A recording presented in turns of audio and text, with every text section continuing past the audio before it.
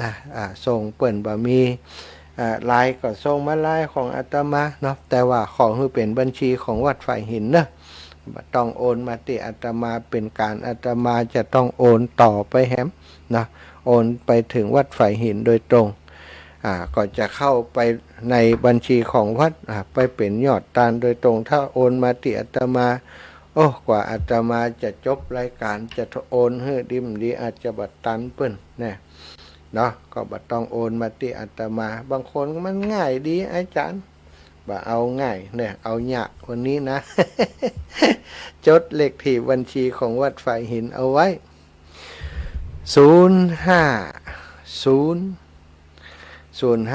แล้วก็300 300เนอะ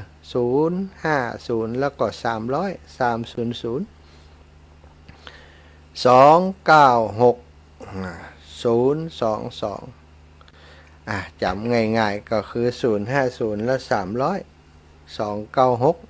022นะ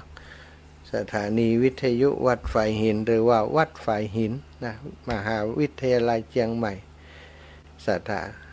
ธนาคารออมสินเนอะจะไปลืมออมสินถ้าไปใส่ธนาคารอื่นโอนบ่ได้มันบ่ขึ้นนะต้องเข้าไปที่ธนาคารออมสินอย่างเดียวจะเปิดสายลองฟังเสียงศรัทธาญาติโยมหรอฟังอยู่ที่ไหนตั้งใดฟ้องแน่อยากจะร่วมบุญก็แจ้งมาอาตมาจะจดไปตัวเนอะถ้าศรัทธาญาติโยมอีแม่จะหอมจะอั้นเต้าอี้นะแต่ห้ามอันนี้นะวันนี้ห้ามแปะนะ บอกแปะแต่เนอะวันนี้นะอาตมาโอนตรงไปเลยนะสำหรับคนที่ว่าอีแม่อยากจะร่วมบุญโดย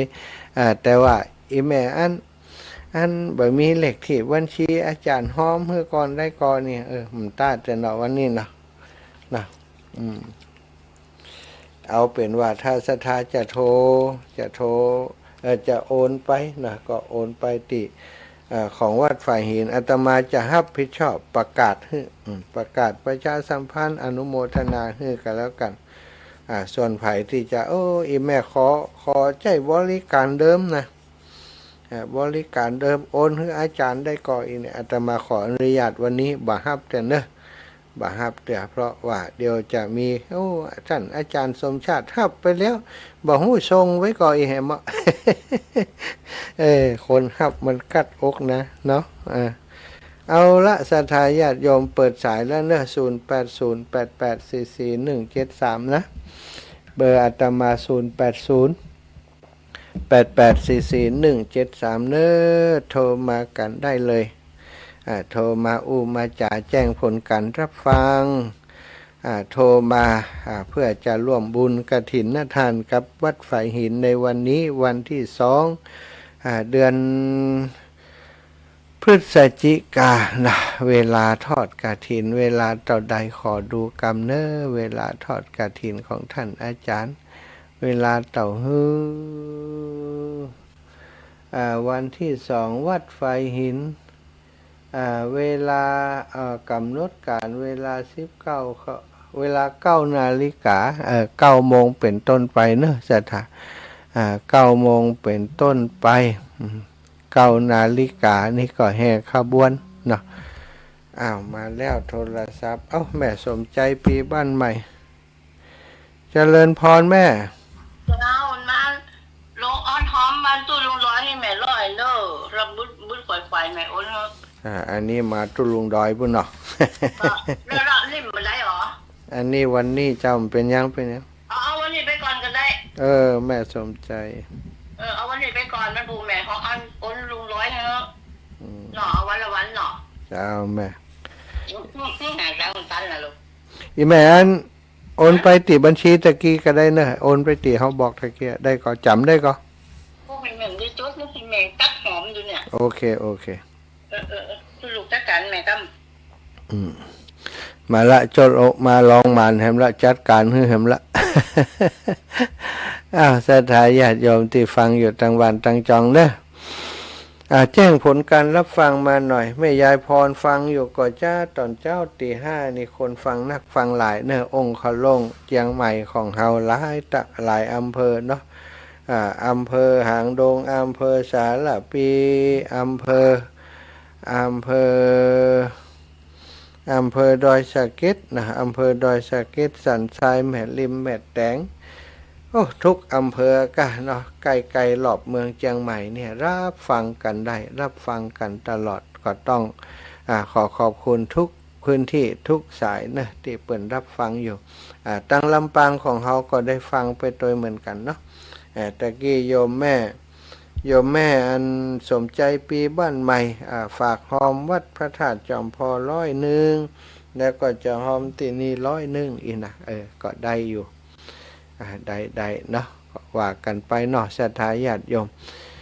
เปิ่นเป็นสายบุญที่ทำบุญกับอาตมาเป็นประจำทุกครั้งที่อาตมาออกอากาศออกรายการพิเศษออกรายการสดเนี่ยโทรมาแล้วหอมเพื่อแม่จิ้มเปิ่นอาศัยที่มีเลขที่บัญชีอาตมาอยู่แล้วเนาะเจริญพรแม่สุแก้วจ้าแม่หันอยู่กะบวมอยู่แม่ถ่ายจะได้ประคบอย่างอยู่ บวมอย่างอึงนี่ไม่หันละจะภาษารายการจะไปแอวฝ่ายหินเนอะวันนี้เนอะโอ้ถ้าว่าได้ไปเจ้าเจ้าสาธุขอบคุณแม่เนอะสาธุบุญรักษาศรัทธาโทรมาหาที่0808844173เนอะโทรมาที่เบอร์นี้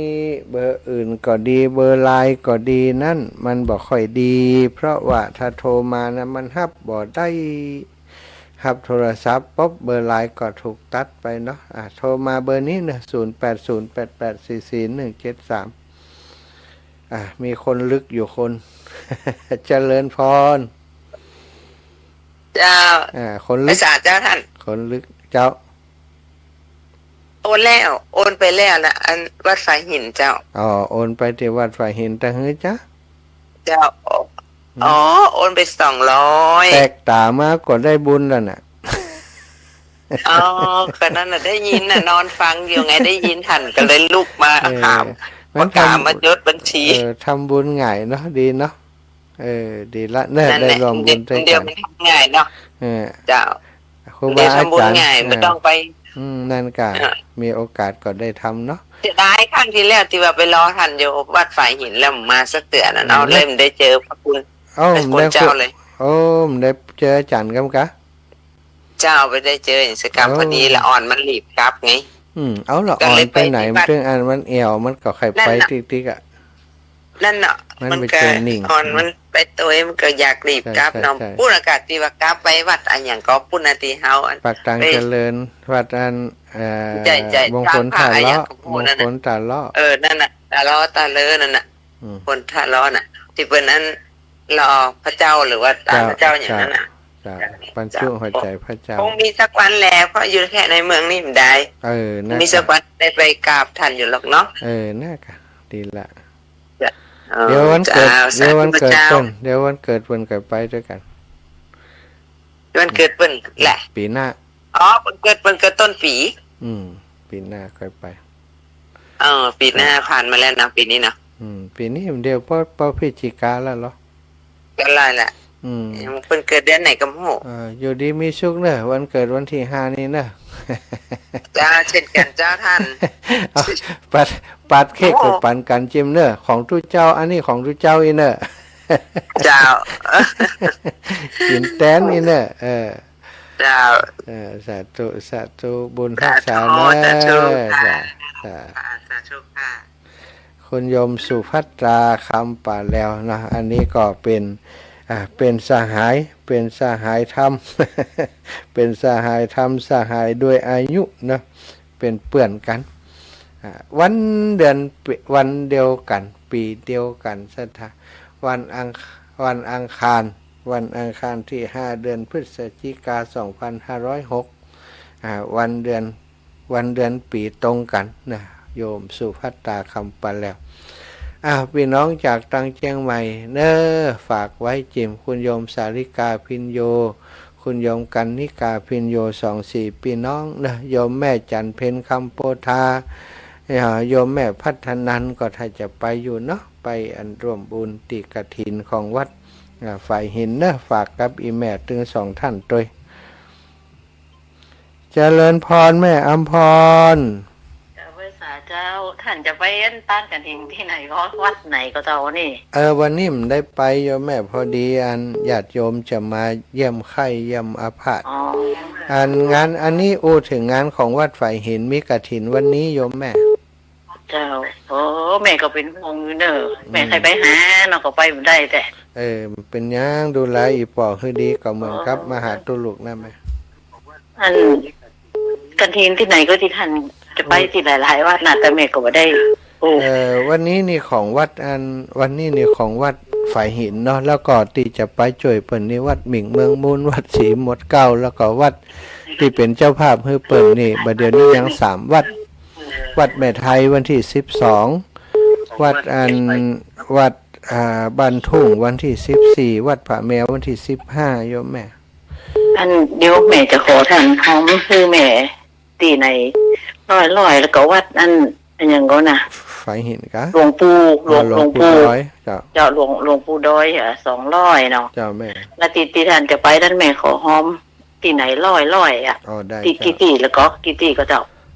เดี๋ยวนี้วัดบรรพตแม่หอมแล้วยังหอมแล้วเจ้าหอมทันมานั่นเราเจ้าแต่แม่โอนไปแล้วแม่ตกใจทันเลยบ่ได้บอกสักเก้าว่าแม่โอนสตางค์ไปแล้วเนอะเขาตกหลังคาพอดีกะเจ้าโอ้ยมีอยู่เดือนเดียวแห่งคิดว่าเจ้าวัดหมิ่งเมืองมูลท่านพระครูสิริธรรมบัณฑิตเนาะวันพุธ100เนาะเจ้า100แล้วก็วัดฝ่ายหิน100วัดฝาแมว100วัดแม่ไทย100วัดบ้านทุ่ง100เจ้าเป็นกี่ร้อยท่านเอาอีแม่มนับกะเฮาลืมบ่ได้นับ1วัดหมิ่งเมืองมูล2วัดหลวงปู่นิวัฒน์แล้วเนาะ2วัดฝ่ายหิน3วัดฝาแมว4วัดแม่ไทย5วัดบ้านทุ่งอีแม่5วัดเนาะเจ้าแม่เจ้า5วัดเป็น600เนาะเพราะว่าของหลวงปู่200อ่ะเจ้าแม่เจ้าแล้วแม่จะโอนไปคือเนอ5วัดเป็นอันยังก็600เจ้าเป็น700ของหลวงปู่200อ่ะ700ก็เจ้าถ้าหลวงปู่แม่ก็หัวสมองก็บ่ค่อยดีนะเดี๋ยวตุลุขาดทุนน่ะเจ้า700เนาะเจ้าแล้วแม่จะโอนไปฮื้อเด้อสาธุบุญขอฮื้อท่านปันหอมปันหายเด้อแม่ฟังจึงว่าน่ะแต่แม่บ่ได้โทรเนาะเก่งใจอ่ะเจ้ามือปองทุบคูบอย่างอย่างจริงยังอยู่แต่น่ะเจ้าไม่เคยไปหาเนอะท่านแม่มาฮู้จะอย่างใดเราเป็นห่วงอยู่เนอะเจ้าขอบคุณสักวันแม่จะหาโอกาสไปหาน้อเจ้าแม่ขอบคุณแม่นักเจ้า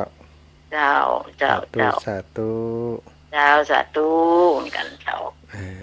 เอาเผือกออกราศีจะอ้วนขึ้นมาแหมน้อยเจ้าโอ้ท่านจะไปเนี่ยการนัดกันไปกะมันอดแต่อันนี้ของเก่าเพราะว่ามันใหม่อยู่กำใจข้างเดียวนะแต่ว่าแหมข้างมันก็ถึงไปตัวเนาะเจ้าไปตัวเปิ่นสัตว์ตุเจ้าแม่สัตว์ตุเจ้าโยมแม่อัมพรบุญหมื่นแม่ยาเล็กปาวลีอินสุวรรณแม่ยาเล็กโทรมาแหมไม่นะยาเนอตะกี้ติดสายอยู่แม่ยาเล็กโทรมาบัดตันได้ฮับโยมแม่ยาเล็กไทยเยาอยู่ปุ่นก้านี่หันว่าจะไปเชียงใหม่ตะวาเนาะสถานเหลือเวลาชั่วโมงแรกนี่แหม3 นาทีนะก็เดี๋ยวจะพักเบรกฟังเพลงสักเพลง2เพลงก่อนเพื่อจะเตรียมข้อมูลเพื่อจะได้บอกศรัทธาญาติโยมจดเสียงเรียงนามของศรัทธาที่เปิ่นหอมมาเนาะเจริญปอนแม่ย่าว้าวอยู่ตรงไหนของมชนะอยู่ อยู่ตั้งหลังมอชอหันแหมไปตังอันตะวันแดงอะร้านอาหารตะวันแดงเปิ่นตังที่เปิ่นเดินเทรลเดินขึ้นดอยสุเทพแหม แม่จะอยู่หลังมอชอนี่โล หมายหลังตะไดหออาริยาเนี่ยหออาริยาถามเขาหันเขาหูหมดอะวัดไฟหินอยู่ไหนน้องไม่ได้ถามลูกหันไปเดินผาเลิดก็ถึงวัดไฟหินน่ะหออาริยาหันน่ะหอหญิงหันน่ะหอหญิงมันท่านยังหัวเป็นหอหญิงเหรอก่อนเขาก็เป็นผู้หญิงแล้วเขาก็ไปพักหอหันกันเจ้าแม่หอม300นะเจ้าวัดไฟหินเนาะอีแม่จดตันก็ตะกี้จังงั้นเดี๋ยวต้องมีคนถามไปเดี๋ยวจดเลยกะเอาบอกให้มันมีปากกาเนี่ยลึกเนี่ยโทรมาแล้วก็จดเกียมปากกาสอบปากกาไว้แหก็เดี๋ยวจะบอกให้ใหม่เนอะจดใส่ในโทรศัพท์ก็แล้วกันบอกมาเลย0จาก0เนี่ย50เนี่ยแล้วก็300อันนี้จำได้ละแล้วก็ต่อไปแล้ว296ก็เป็นอย่างนั้นความจริงงาน296น่าจะออกตะวันเนาะตุเจ้าตกหลังคา962ออกงวดก่อนเฮียลองผสมกันเลย296 022อย่า296กับ022จ้าอันน่ะธนาคารออมสินนะจ้าทวนหุ่มกำก่อนหุ่มกำ050 300 296 022เจ้าถูกต้องเนาะถ้าโอนมาของเขากินเลยนะโอนพิษอยู่นี่กินมัมเลยศัตรูยงแม่แล้วก็จะมัมได้นี่เดี๋ยวนี้ก็นอนอยู่บ้านเนี่ยเจ้ามาเจ้าเลยมาประกันใจบ้านมาบ้านนี่การน่ะเสียงใกล้ๆนี่ยังกับลายหัวนี่เนี่ยเจ้าประกันใจบาทซะกรรมเป็นอย่างคนโทรไปบอกตัวหออยู่เป็นไปได้ที่จะได้จะไปใส่ที่ไหนใส่หน้านี่บอกใครหัวกันจ้าสาธุยาวันนี้ได้บิณฑบาตนี่มาดูแลอย่างแล้วข้าวต้มเจ้านะเอาอย่างดีเหรอข้าวต้มเลยสาธุไหนยาโทรหาเบิ่มเองก็ได้เจ้าสาธุยาจ้า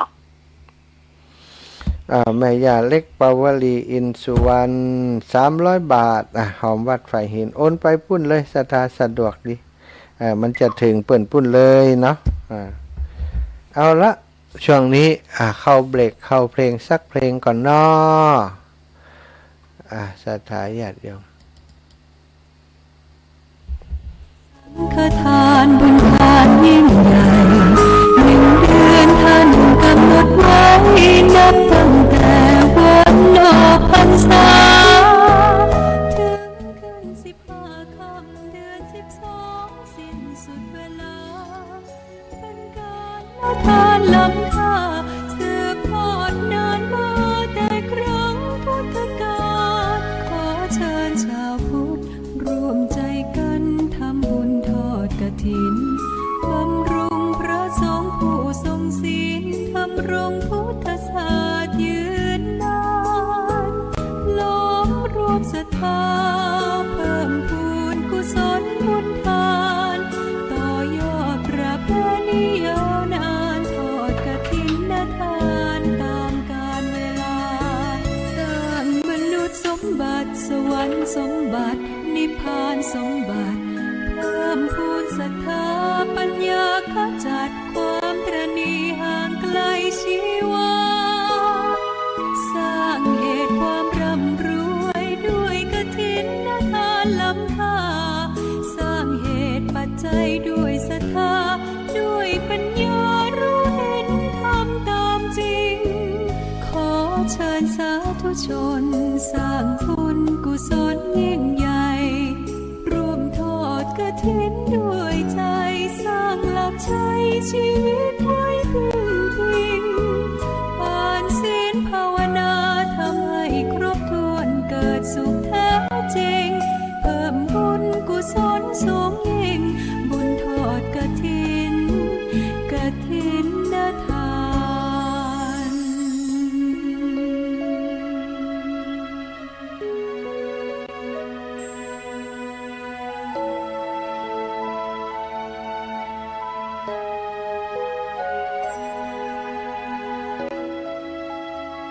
สร้างมนุษย์สมบัติสวรรค์สมบัตินิพพานสมบัติเพิ่มพูนศรัทธาปัญญาขจัดความตระหนี่ห่างไกลชีวาสร้างเหตุความร่ำรวยด้วยกฐินทานล้ำค่าสร้างเหตุปัจจัยด้วยศรัทธาด้วยปัญญารู้เห็นทำตามจริงขอเชิญสาธุชนสร้างบุญกุศลยิ่งใหญ่ร่วมทอดกฐินด้วยใจสร้างหลักชัยชีวิตไว้พึ่งพิงทานศีลภาวนาทำให้ครบถ้วนเกิดสุขแท้จริงเพิ่มบุญกุศลสูงยิ่งบุญทอดกฐินกฐินทานกฐินทานคือสังฆทานบุญ ข่าวสารเพื่อการประชาสัมพันธ์งานบุญงานกุศลพิธีทำบุญทอดกฐินมหาวิทยาลัยเชียงใหม่ประจำปีพุทธศักราช 2567 ตรงกับวันเสาร์ที่ 2 พฤศจิกายน ณ วัดฝายหิน ตำบลสุเทพ อำเภอเมืองเชียงใหม่ จังหวัดเชียงใหม่ 9 นาฬิการวมตัวนักข่วงวัฒนธรรมมหาวิทยาลัยเชียงใหม่ตั้งขบวนแห่องค์กฐินและบริวารของมหาวิทยาลัยเชียงใหม่ขบวนแห่องค์กฐินและบริวารจากทุกคณะสถาบันสำนักและส่วนงานต่างๆพร้อมกันชมการแสดงของชมรมพื้นบ้านล้านนาสโมสรนักศึกษามหาวิทยาลัยเชียงใหม่ 9:39 นาทีเคลื่อนขบวนแห่องค์กฐินและบริวารเข้าสู่วัดฝายหินมหาวิทยาลัยเชียงใหม่อธิการบดีและผู้แทนผู้บริหารถวายผ้าห่มพระพุทธปฏิมาประธานในพิธีจุดธูปเทียนบูชาพระรัตนตรัยถวายตาลปัตรใหม่แด่ประธานพระสงฆ์ไหว้พระสมาทานเบญจศีลสุมาครัวตาลและโอกาสเวนตาลตามประเพณีล้านนาประธานในพิธีกล่าวนำคำถวายผ้ากฐินแด่พระสงฆ์น้อมนำผ้าไตรกฐินและผ้าไตรคู่สวดวางบนพานแว่นฟ้าด้านหน้าพระสงฆ์พระสงฆ์อัปโรกกฐินประธานในพิธีถวายผ้าไตรกฐินและรองประธานถวายผ้าไตรคู่สวดและบริวารกฐินโดยนายกสภามหาวิทยาลัยอุปนายกสภามหาวิทยาลัยกรรมการสภามหาวิทยาลัยนายกสมาคมนักศึกษาเก่ามหาวิทยาลัยเชียงใหม่อธิการบดีรองอธิการบดีผู้ช่วยอธิการบดีประธานกรรมการส่งเสริมมหาวิทยาลัยเชียงใหม่คณบดีผู้อำนวยการสถาบันสำนักศูนย์กองประธานสภาพนักงานประธานสภานักศึกษามหาวิทยาลัยเชียงใหม่นายกสโมสรนักศึกษามหาวิทยาลัยเชียงใหม่ประธานคณะกรรมการกลางหอพักนักศึกษามหาวิทยาลัยเชียงใหม่ตามลำดับถวายเครื่องบริวารกฐินและภัตตาหารพระสงฆ์อนุโมทนากรวดน้ำรับพรลาพระสงฆ์ประกาศผลรางวัลการประกวดขบวนกฐิน 10:30 นาทีโดยประมาณเสร็จพิธีขอเชิญชวนผู้ใจบุญใจกุศลชาวมหาวิทยาลัยเชียงใหม่ภายนอกมหาวิทยาลัยเชียงใหม่ร่วมงานทำบุญทอดกฐินของมหาวิทยาลัยเชียงใหม่ตรงกับวันเสาร์ที่ 2 พฤศจิกายน พุทธศักราช 2567 กับพระสงฆ์ที่จำพรรษาท่วนไตรมาสณวัดฝายหินตำบลสุเทพอำเภอเมืองเชียงใหม่จังหวัดเชียงใหม่ได้บุญร่วมบุญอนุโมทนาบุญโดยทั่วหน้ากันกฐินทาน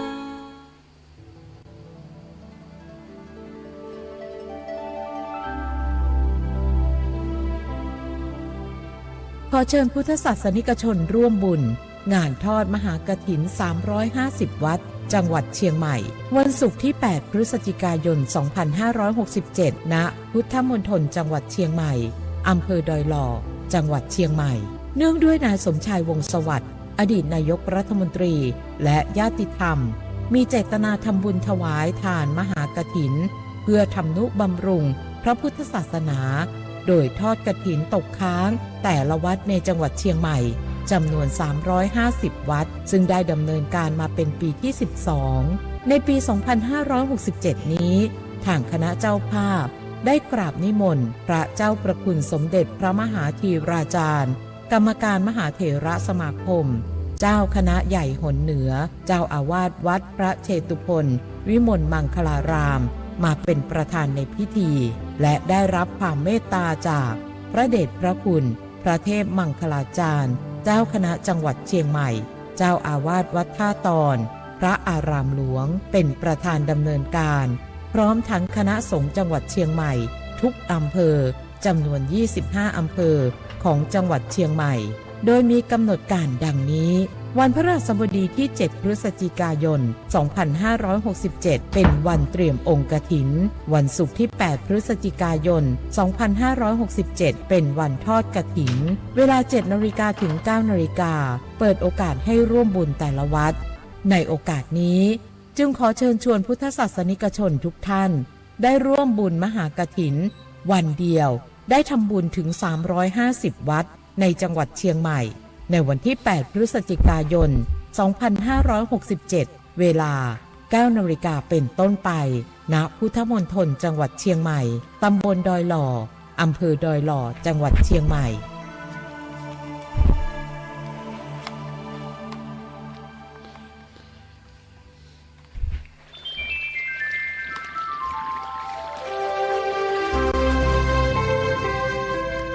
สุโขปุญญสะอุจโยการสั่งสมบุญนำความสุขมาให้การสั่งสมบุญกุศลผลเป็นสุขผ่อนคลายทุกข์เศร้าหมองหน้าผ่องขำปลูกนิสัยใฝ่บุญเป็นประจำจะสุขล้ำสำราญเบิกบานใจบุญกุศลเสริมราศีดูดีนักจงพิทักษ์รักษา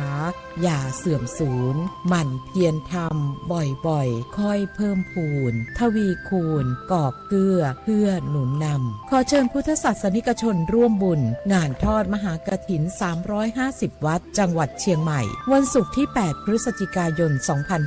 2567ณพุทธมณฑลจังหวัดเชียงใหม่อำเภอดอยหล่อจังหวัดเชียงใหม่เนื่องด้วยนายสมชายวงศ์สวัสดิ์อดีตนายกรัฐมนตรีและญาติธรรมมีเจตนาทำบุญถวายทานมหากฐินเพื่อทำนุบำรุงพระพุทธศาสนาโดยทอดกฐินตกค้างแต่ละวัดในจังหวัดเชียงใหม่จำนวน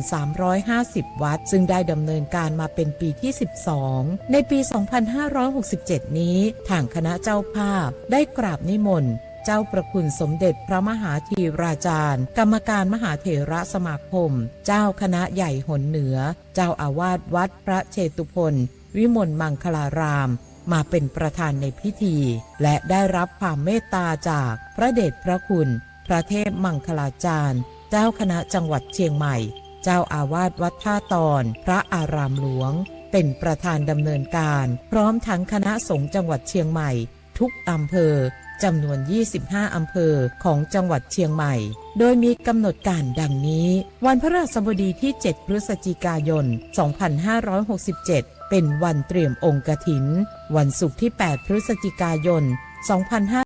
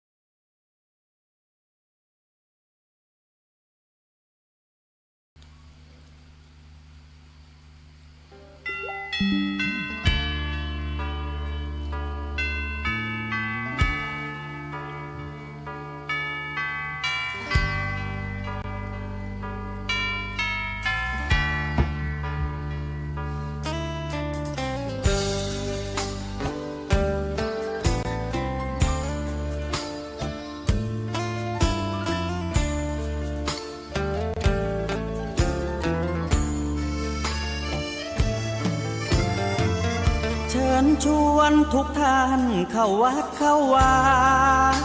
ฟังธรรมะจากหลวงตาเสริมชีวาให้สุขสดใสยึดมั่นหลักธรรมคำสอนไว้ให้ขึ้นใจความดีรีบทำกันไว้หญิงชายอย่าได้นายนี้เชิญชวนทุกท่านเข้าวัดเข้าวาทำบุญด้วยจิตศรัทธาบุญพา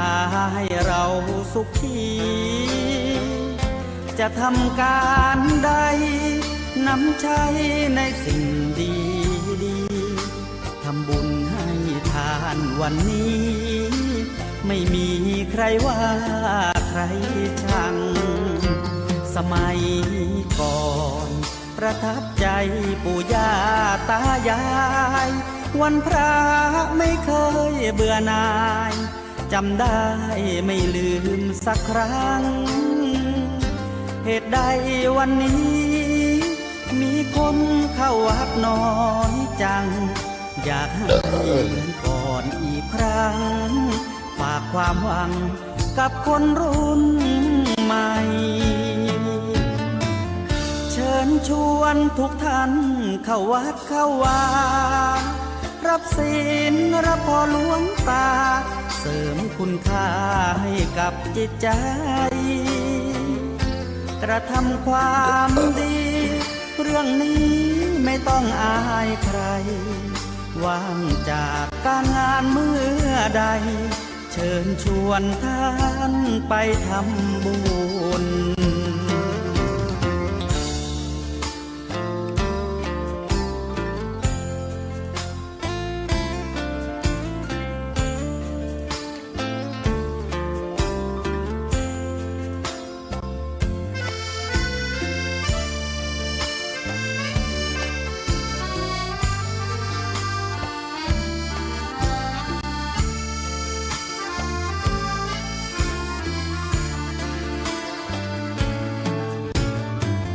เชิญชวนทุกท่านเข้าวัดเข้าวารับศีลรับพรหลวงตาเสริมคุณค่าให้กับจิตใจกระทำความดีเรื่องนี้ไม่ต้องอายใครว่างจากการงานเมื่อใดเชิญชวนท่านไปทำบุญกระทำความดีเรื่องนี้ไม่ต้องอายใครฝากเพลงเชิญชวนหญิงชายอย่าอายเรื่องการทำบุญ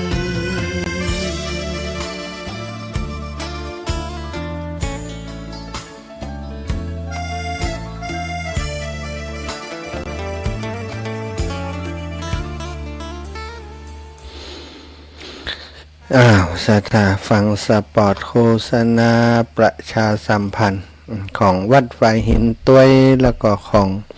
กฐิน350 กล่อง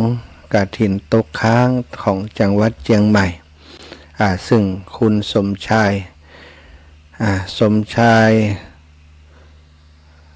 อย่างก็นามสกุลอย่างก็สถาสมชายอดีตนายก วงสวัสดิ์สมชายวงสวัสดิ์เป็นประธานเนาะในปีนี้ ก็ทำมาหลายปีแล้วสถาก็เป็นประโยชน์เกื้อกูลแก่พระพุทธศาสนาโดยเฉพาะของจังหวัดเชียงใหม่เป็นอบจ.องค์การบริหารส่วนจังหวัดเชียงใหม่ก็ดูแลในพื้นที่ของเปิ้นเนาะสถาญาติโยมพื้นที่ภัยพื้นที่มันอบจ.ลำปางก็ดูของลำปางลำปูนก็ดูของลำปูนเชียงใหม่ก็ดูของเชียงใหม่ที่เชียงใหม่เปิ้นทำเป็นประเพณีมาหลายปีแล้วบางที่บางแห่งอาจจะทำได้วัด2 วัดแต่ตังเชียงใหม่นี่350 วัดสถาญาติโยมก็ต้องขออนุโมทนาครับบรรดาเจ้าภาพที่มาร่วมสมทบกับดร.สมชายหรือว่าคุณสมชายวงศ์สวัสดิ์อดีตนายกรัฐมนตรี ซึ่งได้เป็นเจ้าภาพกฐินสามัคคีกฐินตกค้างปีนี้ของจังหวัดเชียงใหม่ก็จะมีวัดวาอาราม300หัววัดไปรับกฐินที่พุทธมณฑลจังหวัดเชียงใหม่ที่อำเภอดอยหล่อจังหวัดเชียงใหม่ในวันที่8ที่จะถึงนี้ศรัทธาญาติโยมตามสปอตที่เปิ้นแจ้งไปวัดวาอารามต่างๆก็มีการประชุมหารือกัน 2-3 รอบแล้วเนาะรอบแรกก็คัดชื่อของสำหรับแต่ละอำเภอที่ส่งรายชื่อมาบางครั้งมันทับมันซ้อนกันก็มาลงทะเบียนเสียใหม่บางวัดบางวาตรวจสอบแล้วเปิ้นมีกฐินแล้วโลนะอันนี้บ่ผ่านเกณฑ์เนอะนะก็ตัดไปบางวัดบางวา ก็บ่ได้ลงทะเบียนมาจากต่างอำเภอเปิ้นก็มาลงกันวันนั้นตรวจสอบดูแล้วผ่านก็รับกฐินไปทั้งหมดทั้งมวล นับแล้วมีอยู่350วัดก็อาจจะเพิ่มเติมหรือว่านี่มาแหมสักเล็กน้อยก็ดูแต่ดุลพินิจของผู้จัดงานนะท่านอาจารย์พระครูอภิวัฒนวิกรมโดยมอบหมายของหลวงพ่อเจ้าคณะอำเภอดอยหล่อท่านพระครูสาธุกิจจานันท์และหลวงพ่อเจ้าคณะจังหวัดเชียงใหม่ผู้เป็นประธานที่ปรึกษามอบหมายท่านอาจารย์พระครูอภิวัฒนวิกรมพร้อมกับคณะรองเจ้าคณะอำเภอในพื้นที่จังหวัดเชียงใหม่และ คณะทำงานเลขาของหลวงพ่อเจ้าคณะจังหวัดเชียงใหม่เลขาของเจ้าคณะอำเภอทุกอำเภอนะศรัทธาญาติโยมมาร่วมกันจัดกิจกรรมครั้งนี้เพื่อจะให้เป็นไปด้วยความเรียบร้อยทุกปีจะจัดที่จังหวัดจัดที่วัดหม่อนฤาษีอำเภอดอยหล่อจังหวัดเชียงใหม่แต่ปีนี้ขยายพื้นที่มาจัดที่พุทธมณฑลซึ่งจะกว้างขวางสะดวกสบายจอดรถก็กว้างขวางดีเป็นศูนย์กลางของเชียงใหม่ของเฮาอนาคตต่อไปก็อาจจะเป็นที่พุทธมณฑลจะมีความสะดวกกว่าก็จะจัดที่พุทธมณฑล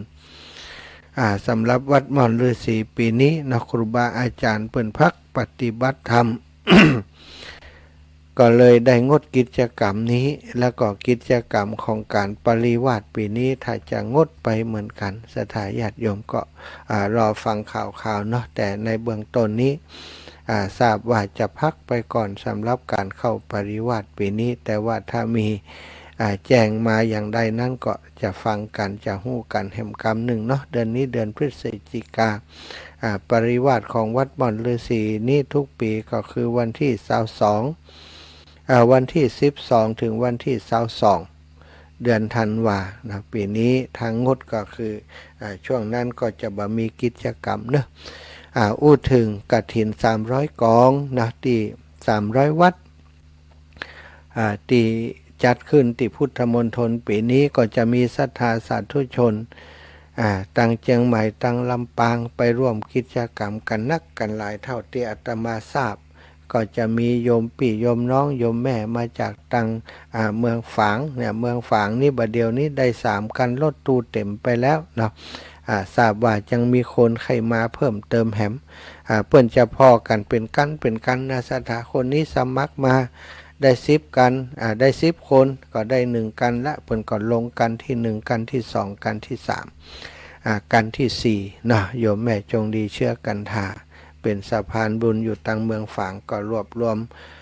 ผู้นำบุญต่างๆจะมาด้วยกันในวันที่8ที่จะถึงเนาะอาตมาภาพปีนี้บ่ได้ไปช่วยงานครูบาอาจารย์เนื่องจากว่าที่วัดบรรพตสถิตบังเอิญนะศรัทธาได้กำหนดไว้ก่อนแล้วนะว่าจะมีการทอดกฐินที่วัดบรรพตสถิตแห่งนี้ในวันที่8 ก็เลยจำเป็นจะต้องอยู่ดูแลงานกฐินที่นี่เพราะว่าได้เป็นผู้ประสานงานติดต่อติดตามดูแลงานด้านกฐินนี่คือกับท่านอาจารย์พระมหานพดลสุวรรณเมธีกฐินของวัดบรรพตสถิตก็คือคุณโยมณัฐวัฒน์จิตวิไลผู้จัดการเฮงมั่งมีออโต้สันทรายเชียงใหม่เนาะ เปิ้นก็เป็นนักบุญคนหนึ่งสั่งสมบุญมาเมินนานละตั้งแต่ประกอบธุรกิจมาเปิ้นก็สั่งสมบุญกุศลควบคู่กันไปได้กำไรจากการทำกิจกรรมการค้าการขายก็เอาส่วนหนึ่งมาทำบุญช่วยเหลือสังคมช่วยเหลือส่วนรวมไปโดยมีโยมแม่ของเปิ้นเนาะแม่ของเปิ้นก็คือโยมแม่อามนวันเล้ากุลเนี่ยเป็นตัวตั้งตัวตีนะนำลูกเต้าทำบุญสั่งสมบุญกุศลตัวของโยมแม่ก็เป็นโยมอุปถัมภ์ของอาตมามีกิจกรรมทุกอย่างเมินนานมาแล้วได้ร่วมโดยช่วยกันโยมแม่เปิ้นดูแลเนาะช่วยเหลืออาตมาตั้งแต่เรื่องของการ ธรรมยตราเพื่อการศึกษานะอาตมาภาพก็ได้รับความอุปถัมภ์จากโยมแม่โดยดีมาโดยตลอดพอมาเรื่องกฐินนี้นะหลวงโยมแม่เปิ้นทราบว่าโอ้ที่วัดบรรพตสถิตบ่มีกฐินกำเตือปีนี้นะเปิ้นก็ได้อาสามาเป็นเจ้าภาพก็ต้องขออนุโมทนาโยมแม่ที่นำลูกหลานมาร่วมบุญกฐินทานที่วัดบรรพตสถิตเนาะต้องขอขอบคุณเป็นอย่างสูงที่ได้มีหันความสำคัญของการพัฒนาวัดวาอารามวัดบรรพตสถิตแห่งนี้ก็เป็นวัดป่าสถาญาติโยมวัดป่าวัดมหานิกายเป็นวัดที่อยู่ในป่าเป็นวัดที่เป็นสำนักปฏิบัติธรรมของจังหวัดลำปางเป็นสำนักปฏิบัติธรรมดีเด่นติดต่อกันมาหลายปีจนท่านอาจารย์บอกว่าได้หลายปีแล้วนะขอแขวนนวมก็แล้วกันสำนักปฏิบัติธรรมแห่งอื่นๆมีโอกาสได้เป็นสำนักปฏิบัติธรรมดีเด่นพ่องนะวัดบรรพตสถิตก็เลยบัดได้ส่งเรื่องราวเข้าไป เพื่อจะรับรางวัลในระยะหลังมาเนาะเพราะว่าได้รับมาเกือบกูปีก็เกรงใจวัดอื่นที่เปิ้นก็มีบัดได้ส่ง บัดได้ส่งเอกสารหรือว่าเอกสารบักครบกาอย่างการนี้บัดได้รับเลือกวัดบรรพตสถิตได้รับเลือกบ่อยก็แบ่งปันกันไปซึ่งในลำปางของเราก็มีสำนักปฏิบัติธรรมหลายสำนักโดยการศรัทธาวัดบรรพตสถิตนี้ก็ก่อตั้งโดยหลวงพ่อพระครูสิริธรรมวิพัฒน์หรือว่าหลวงพ่อสีอ่องตั้งแต่หลวงพ่อยังดำรงสมณเพศยังมีชีวิตอยู่หลวงพ่อก็ได้พัฒนาวัดแห่งนี้จากป่ารกร้างว่างเปล่าให้เป็นวัดเป็นว่าที่เป็นที่เขตอภัยทานเป็นที่อยู่ของสรรพสัตว์ทั้งหลายเป็นที่ปฏิบัติธรรมของสมณะครูบาอาจารย์พระสงฆ์องค์สังฆเจ้าพระสงฆ์องค์เนรแล้วก็ศรัทธาสาธุชนทั้งหลายเป็นที่ปึ้งเพื่อกับศรัทธาสาธุชนโดยตลอดมาโดยตลอดเมื่อหลวงพ่อยังมีชีวิตอยู่ก็ได้พัฒนาได้สร้างไปหลายสิ่งหลายอย่างได้สร้างโบสถ์สร้างวิหารสร้างศาลาสร้างที่พักกุฏิต่างๆศรัทธาเปิ้นมีศรัทธาญาติโยมอุดหนุนช่วยเหลือเปิ้นมีป่อเลี้ยงเอียงคำเศรษฐีพันล้านก็มาอุดหนุนสนับสนุนเปิ้นที่นี่แม้กระทั่งการวางศิลาฤกษ์การเฉลิมฉลองอุโบสถวิหารต่างๆก็สมเด็จพระสังฆราชก็เสด็จมาที่นี่ถึง2 ครั้งสมเด็จพระสังฆราชยานสังวรศรัทธาเสด็จมาที่วัด บรรพตสถิตนี่ถึง2 ครั้งก็ถือว่าเป็นสถานที่แห่งบุญเป็นเนื้อนาบุญเป็นสถานที่บุญสถานลานบุญของศรัทธาญาติโยมทั้งหลายท่านอาจารย์พระมหานพดลสุวรรณเมธีเข้ามาเป็นสมภารเจ้าอาวาสก็ได้มาพัฒนาวัดวาอารามแห่งนี้จากเดิมที่หลวงพ่อได้สร้างได้อย่างไว้ท่านอาจารย์ก็ทนุบำรุงปรับปรุงสิ่งต่างๆซ่อมแซมทนุบำรุงแต่โดยความที่วัดนี้เป็นวัดป่าวัดนี้เป็นวัดที่ปัจจัยมีลาภสักการะอย่างนักหนาท่านอาจารย์ก็ต้องตะล่อนไปแสดงธรรมต่างๆจัดค่ายอบรมเยาวชน เพื่อจะให้สถานลานธรรมแห่งนี้เกิดประโยชน์แก่คนเป็นหมู่มากอย่างที่หลวงพ่อเพิ่นตั้งใจไว้ท่านอาจารย์ได้ต่อสู้โดยลำพังตัวของท่านเองมาเป็นเวลาเมื่อนาน20 กว่าปีเกือบ30 ปีซะทะจนเฮาหานว่าปัจจุบันนี้มีการพัฒนาไปหลายอย่างหลายประการโดยเฉพาะเรื่องของการเป็นสถานปฏิบัติธรรม เป็นสถานที่ปฏิบัติธรรมแห่งที่4ของจังหวัดลำปางนี้ก็ได้รับความใส่ใจสนใจจากศรัทธาญาติโยมฝ่ายการศึกษาต่างๆมาปฏิบัติธรรมที่นี่ในอดีตสมัยก่อนนี้เกือบบ่เว้นนะบ่เว้นเกือบจะบ่มีเวลาพักเลยครูบาอาจารย์จัดการอบรมต่างๆชุดนี้ออกไปชุดนั้นเข้ามาชุดนั้นออกไปชุดนี้เข้ามา ตึงของข้าราชการครูตลอดถึงตั้งธนาคารตั้งทหารตำรวจก็มาใช้สถานแห่งนี้ในการอบรมปฏิบัติธรรมอบรมตั้งจิตตั้งใจตั้งศาลก็ดีตั้งอย่างก็ดีก็มาใช้บริการโดยเฉพาะฝ่ายของการศึกษาลูกที่เป็นนักเรียนตั้งหลายนะได้มาใช้สถานที่แห่งนี้อบรมตลอดวัน2 วันนะเข้าข่ายวันกา2 วันกันนี่ทำกิจกรรมที่นี่กันจะเป็นที่เรื่องชื่อลือชาแต่ว่าระยะหลังผ่านมาตั้งแต่สถานการณ์โควิดระบาดกิจกรรมเหล่านี้ก็ถูกยกเลิกไปโดยประกาศของทางรัฐบาลแล้วก็โดยความเป็นห่วงเรื่องสุขภาพของประชาชนที่มาประชุมจุมนุมกันนักจะปลอดภัยถึงพระสงฆ์องค์สังฆเจ้าและผู้มาอบรมสมัยนั้นเขาจะได้ยินว่าไปทำบุญฮันนีโอไปติดโควิดกันมาเดือดร้อนถึงวัดถึงว่าปิดวัด เรื่องตอนใหม่ๆเนาะเป็นเรื่องใหญ่เรื่องโตเนาะศรัทธาญาติโยมวัดนี้เปิ่นเข้ากรรมเข้าปริวาสว่าเดียวมีคนติดโควิดนะเต็นกันหมดวัดเนี่ยปิดวัดปิดว่าบ่ออกไปไหนนี่ส่งเข้าไปให้กินสมัยนั้นมันน่ากลัวแต่มีคนตายแต่เป็นแต่ตายแต่เนาะศรัทธาก็เลย เป็นเหตุตั้งการก็เข้มงวดตั้งวัดของเฮาก็เลยลดบทบาทในเรื่องของการจัดอบรมในพื้นที่ของวัดแต่ก็ยังจัดอยู่ในกลุ่มเล็กๆ ที่สามารถควบคุมได้ปัจจุบันนี้ก็เป็นศูนย์ที่ดูแลผู้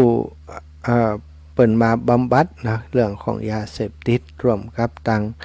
ฝ่ายปกครองทางจังหวัดทางอำเภอเปิ้นอันนี้ก็คือสิ่งที่วัดบรรพตสถิตทำหน้าที่เพื่อประโยชน์ของประชาชนมาโดยตลอดสถานอาตมาอยู่กับท่านอาจารย์นี่เป็นเวลา2 ปีก็ได้มาร่วมพัฒนากับท่านอาจารย์โดยเฉพาะกุฏิที่พักอาตมาอยู่นี้ในอดีตเมื่อก่อนนั้นท่านอาจารย์ก็พักอยู่ที่นี่หลวงพ่อพระครูสิริธรรมวิพัฒน์หลวงพ่อศรีอองก็พักอยู่ที่นี่แต่ต่อมานั้นเปิ่นก็ได้ขยับขยายท่านอาจารย์ได้ขยับไปพัฒนาดังด้านบนด้านที่เป็นสถานที่ประชุมอบรมสถานที่ที่เป็นศาลาปฏิบัติธรรมศาลาบำเพ็ญบุญตังบนปุ้นเนาะก็เลยได้ละทิ้งตรงนี้ไว้ก็ปล่อยเป็นที่ลกล้างไว้บ่มีไผมาอยู่มาอาศัยมีแต่ปวกมีแต่หนูมีแต่สัตว์ต่างๆมาอาศัยอยู่อาตมาอยู่ก็มาพัฒนามาช่วยกันกับท่านอาจารย์ได้พัฒนาปรับปรุงดูแลกับเปิ้นก็อาศัยเป็นที่พักที่นี่ไปโดยปัจจุบันนี้ส่วนที่อาตมาดูแลอยู่ก็ใช้งบประมาณของตัวเองเนาะที่ได้มาจากศรัทธาญาติโยมเปิ่นเมตตาคุณนาไปที่ไหนท่านอาจารย์อิแม่ถวายส่วนตัวไว้เน้อไว้ใจเน้อนะใจยังเนาะก็มาใจพัฒนาใจเดินทางการใจพัฒนาใจในการเป็นการห้ามข่าวไฟข่าวเผยแผ่ทางวิทยุไปก็ได้รับการ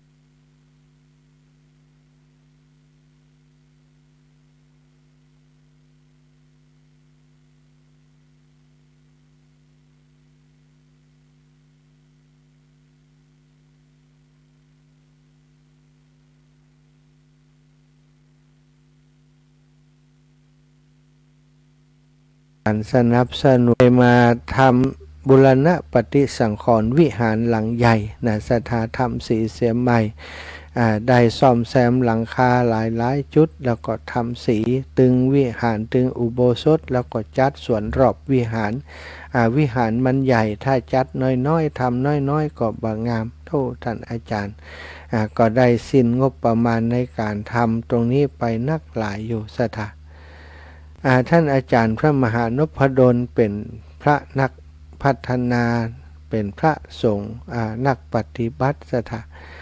เป็นผู้ปฏิบัติดีปฏิบัติชอบเป็นพระสายกรรมฐานนะเป็นสายพัฒนาเป็นสายธรรมจาริกสถาต่อสู้หมู่นี้นี่ต่อสู้ความทุกข์ยากต่างๆช่วยเหลือคนที่เปิ้นได้รับความลำบากท่านอาจารย์ทำงานตั้งแต่เป็นพระหนุ่มพระน้อยมาจนถึงบัดเดี๋ยวนี้ก็ถือว่ามีอาวุโสมีพรรษาการสูง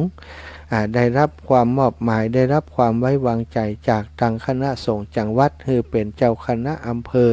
วังเหนือเป็นผอ.วิทยาลัยสงฆ์นครลำปางเป็นพระสงฆ์เผยแผ่พระพุทธศาสนาจังหวัดลำปางในฐานะประธานเผยแผ่โดยมีกิจกรรมงานบุญต่างๆนะเอาตั้งแต่งานอบรมหรือว่างานพระราชทานเพลิงศพก้ายอย่างการต่างๆในจังหวัดลำปางส่วนใหญ่ท่านอาจารย์นี้จะเป็นหมายเลขหนึ่งที่เพิ่นนิมนต์ไปแสดงธรรมในต่างจังหวัดก็ดีก็จะนิมนต์ท่านอาจารย์ไปแสดงธรรมอยู่บ่อยครั้งมีถือว่าเป็นพระสงฆ์ที่มีคุณภาพสถาโดยเฉพาะการพัฒนาวัดวาอารามถ้าเป็นพระสงฆ์คนอื่นรูปอื่นก็คงจะไปทำงานด้านใดด้านหนึ่งด้านเดียวแต่ท่านอาจารย์นี่หลายด้านเตี่ยตมาอยู่โดยบักเกยหันท่านอาจารย์พักแม้กระทั่งเวลาที่อาพาธเจ็บป่วยก็ยังทำงานอยู่เป็นคนที่มีนิสัยขยันขันแข็งทำงานเป็นปกติสถาปลูกต้นไม้จากที่มีต้นไม้บรรนักแต่ใดในตอนเมื่อ30-40 ปีก่อนปัจจุบันนี้เข้ามาในวัดบรรพตสถิตจะหานความร่มรื่นต้นไม้ที่ท่านอาจารย์ปลูกตั้งแต่20 กว่าปีก่อนบัดเดี๋ยวนี้ยืนต้นตระหง่านใหญ่ครอบคลุมพื้นที่74 ไร่ก็ถือว่าเป็นพระสงฆ์ที่ควรที่เฮาทั้งหลายจะสนับสนุนดูแลอาตมาอยู่ที่นี่ก็มาเพื่อจะรับใช้ครูบาอาจารย์ด้านงานเผยแผ่มาจัดรายการอยู่ด้วยกันมาดูแลกันอยู่ที่นี่ในงานพัฒนาด้านอื่นก็ช่วยท่านอาจารย์เท่าที่จะช่วยได้วันก่อนก็ช่วยพัฒนาวัดขึ้นไปปัดไปกวาดอยู่บนหลังคาหอฉันเป็นหอฉันที่เป็นโรงอาหารที่เมื่อก่อนเวลาจัดการประชุมสัมมนาจะตั้งโต๊ะอาหารที่หันให้ผู้เข้าร่วมรับอบรมได้กินข้าวกินปลาท่านอาจารย์ก็ได้สร้างศาลาเพื่อจะรองรับตรงที่ใต้ต้นโพมันก็เลยมีใบไม้กิ่งไม้ลูกหน่วยโพมันหล่นลงมาเต็มหลังคาก็หันแล้วว่ามันโรคตาโรคลุงลังก็เลยขึ้นไปจัดการไปเพี้ยวไปพัดสุดท้ายก็เกิดอุบัติเหตุสถาเกือบเอาตัวบรอดเหมือนกันหลอดมาได้ย้อนบุญย้อนกุศลที่สร้างสมอบรมไว้ล้มตกลงมาจากหลังคาประมาณ4 เมตรสถาแล้วก็ย่ำเท้าข้างขวาย่ำไม่เท้าข้างซ้ายย่ำหลังคามันล้มลงมาเลยมันเสียลักษณะอย่างนี้ก็คือเอาหัวทิ่มลงมาซะท่าพ่มลงมาตั้งหัวก่อนลงมาก่อนดีเดชะบุญติเทวบุตรเทวดาเพิ่นยังบ่ฮื้อจากไปเตื้อฮื้อสร้างบุญต่ออยู่เอาแขนมาก้องมาเกี่ยวใส่หาวตากผ้าเลยบ่หัวบ่ได้ปุ่งลงอันสไตล์ทีเดียวมันมาก้องตีอันหาวตากผ้าก่อนเอาแขนไปก้องแล้วก็ปิ้นจะลิ้นตกลงมาก็ซอบลงไปเยอะซะท่าหัวแตกยิบ5 เข็มแขนก็แขนกระดูกแขนต้นแขนกระดูกตั้งแต่ศอกลงมาหามือนี่ลุดแขนลุดไปเพิ่นก็จับใส่ตีเก่า โอ้ยโอ้ยโอ้ยเจ็บ ตอนนี้ก็ยังบวมตุงอยู่นี่ก็ช่วยอาจารย์พัฒนาวัดเหมือนกันสะดะ ก็มีอีกหลายสิ่งหลายอย่างที่ท่านอาจารย์มีปณิธานจะพัฒนาวัดแห่งนี้ให้เป็นศูนย์กลางของการปฏิบัติธรรมของจังหวัดลำปางติดสัปปายะติดสะดวกสบายแต่แก่คนที่เปิดเข้ามาปฏิบัติอาตมาเองก็คิดว่าถ้ามีบุญยังบัดตายแต่ก็จะย่วยท่านอาจารย์ไปอย่างนี้จนกว่าที่จะบ่มีบุญ จนกว่าที่จะมีบุญได้สร้างบุญมีบุญอย่างหนึ่งคือตายนะสัทธาอีกอย่างหนึ่งก็คืออาจจะต้องไปปำเพ็ญบุญที่อื่นมีคนนิมนต์การมีความจำเป็นจะต้องย้ายไปโดยเหตุอย่างใดก็ตามก็จะต้องในคณะที่อยู่ที่นี่ก็จะทำทุกอย่างเต็มที่เต็มความสามารถของตัวเขาจะช่วยครูบาอาจารย์ไปปีนี้กฐินที่ศรัทธาเพิ่นเอามาถวายเนาะผ้ากฐินก็คงจะตกที่ท่านอาจารย์เพราะว่ามีเป็นผู้หู้ธรรมวินัยอาจสามารถจะทำกฐินนัตถารกิจได้ก็จะเป็นผู้รับกฐินส่วนปัจจัยกฐินยังต่างๆนั้นท่านอาจารย์ก็มีความตั้งใจว่าจะเอามาบูรณะปรับปรุงปฏิสังขรณ์ปรับปรุงเสนาสนะต่างๆที่มีอยู่ในวัดบรรพตสถิตซึ่งสร้างมาเมินนานเก่าแก่ชราค่ำค่าไปปุพังไปปูนก็ดีหลังคาก็ดีเสียหายปุปังต้องทำใหม่สถานก็มีกุฏิที่ซึ่งจะใช้เป็นที่รับรองพระมหาเถระที่จะเดินทางมาร่วมกิจกรรมต่างๆในจังหวัดลำปางถ้ามาที่นี่ก็จะได้พักที่นี่ก็ได้สร้างกันตอนนี้วันนี้ก็น่าจะมุงหลังคาแล้วเนาะโดยศาลาแดงอันนี้ที่ผ่านมาก็ใช้ปัจจัยส่วนตัวของท่านอาจารย์ถ้าได้กฐินมาก็จะได้ซัพพอร์ตดูแลในส่วนนี้แล้วก็อีกหลายหลังเนาะที่ท่านอาจารย์มีโครงการกำลังจะซ่อมแซมถ้าตันแล้วตันเสร็จก็จะได้ใช้ประโยชน์ตอนเดือนธันวาที่จะถึงนี้เนาะที่หลวงพ่อครูบาอาจารย์ที่จะมาร่วมบุญธันวาที่จะถึงวันที่26จะมีปอยหลวงอีปอยแม่ทั้งหลายปอยหลวงตาลเนาะตาลวิหารที่ท่านอาจารย์ได้บูรณะตาลวิหารตาลโบสถ์ที่บูรณะไปตลอดถึงตาลสวนยอมที่จัดสวนยอมรอบวิหารแล้วก็ตาลศาลาแห่ม2 หลังตลอดเสนาสนะอย่างอื่นถ้ากุฏิแล้วเสร็จ2 หลังนี้ก็จะตาลพร้อมกันไปเลยเป็นปอยหลวงวันที่26ธันวานี่อาตมาก็เตรียมการว่าเพี้ยวพัดปัดกวาดให้สะอาดก่อนถึงใกล้เวลามาจะได้บัดตุกนักขึ้นไปจัดการหลังคาก็ได้รับบาดเจ็บเนี่ยแต่ก็คงจะหายตันศรัทธาญาติโยมจะทำตกแต่งสถานที่หลายอย่างอยู่15 วันนี้ก่อนจะมดกฐินนี่แขนก็ร่างดีขึ้นกัน ก้นดีขึ้นนี่อิดนักแกนะจะเป็นศาลาหลายอย่างอยู่ทำซุ้มทำจุดที่สำหรับประดับตกแต่งสลัดจะวัดก็ดีซุ้มก็ดีนี่ทำอยู่หลายจุดฉะนั้นจะต้องเตรียมการตอนนี้ก็เตรียมการให้ละอ่อนเข้ามาช่วยแต่งไม้มาซอยไม้ไว้ทำสำหรับจะทำสิ่งต่างๆที่กึดไว้นะกึดไว้จะทำได้สักกี่เปอร์เซ็นต์ยังบัดแน่ใจแต่ถ้าทำได้100%เท่าที่ความสามารถมีก็จะงามอยู่แต่ถ้าเวลามันมีน้อยไปหั่นไปนี่พ่องอย่างพ่องอาจจะทำได้สัก60-70หรือว่า 50%แต่อย่างใดก็จะทำให้ถึงที่สุดเนาะนี่ก็เครื่องของวัดบรรพตสถิตก็มีหลายเรื่องศรัทธาญาติโยมที่จะต้องช่วยเหลือกันในการพัฒนาเฮาอยู่ไปเนาะอาจารย์ท่านอาจารย์พระมหานุพดลก็ดีอาตมาภาพและครูบาอาจารย์รูปอื่นก็ดีเฮาได้มองว่าวัดแห่งนี้อนาคตไปนานั้นอาจจะเป็นศูนย์กลางในการปฏิบัติศูนย์กลางในการ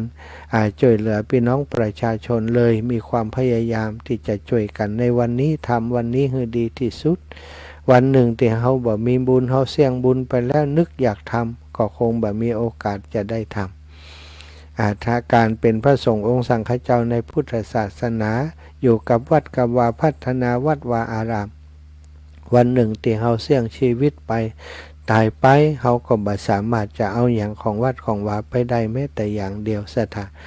นำติดตัวไปได้เฉพาะคุณงามความดีที่ได้พัฒนาปัดปูดูแลวัดวาอารามที่ผ่านมาเท่านั้น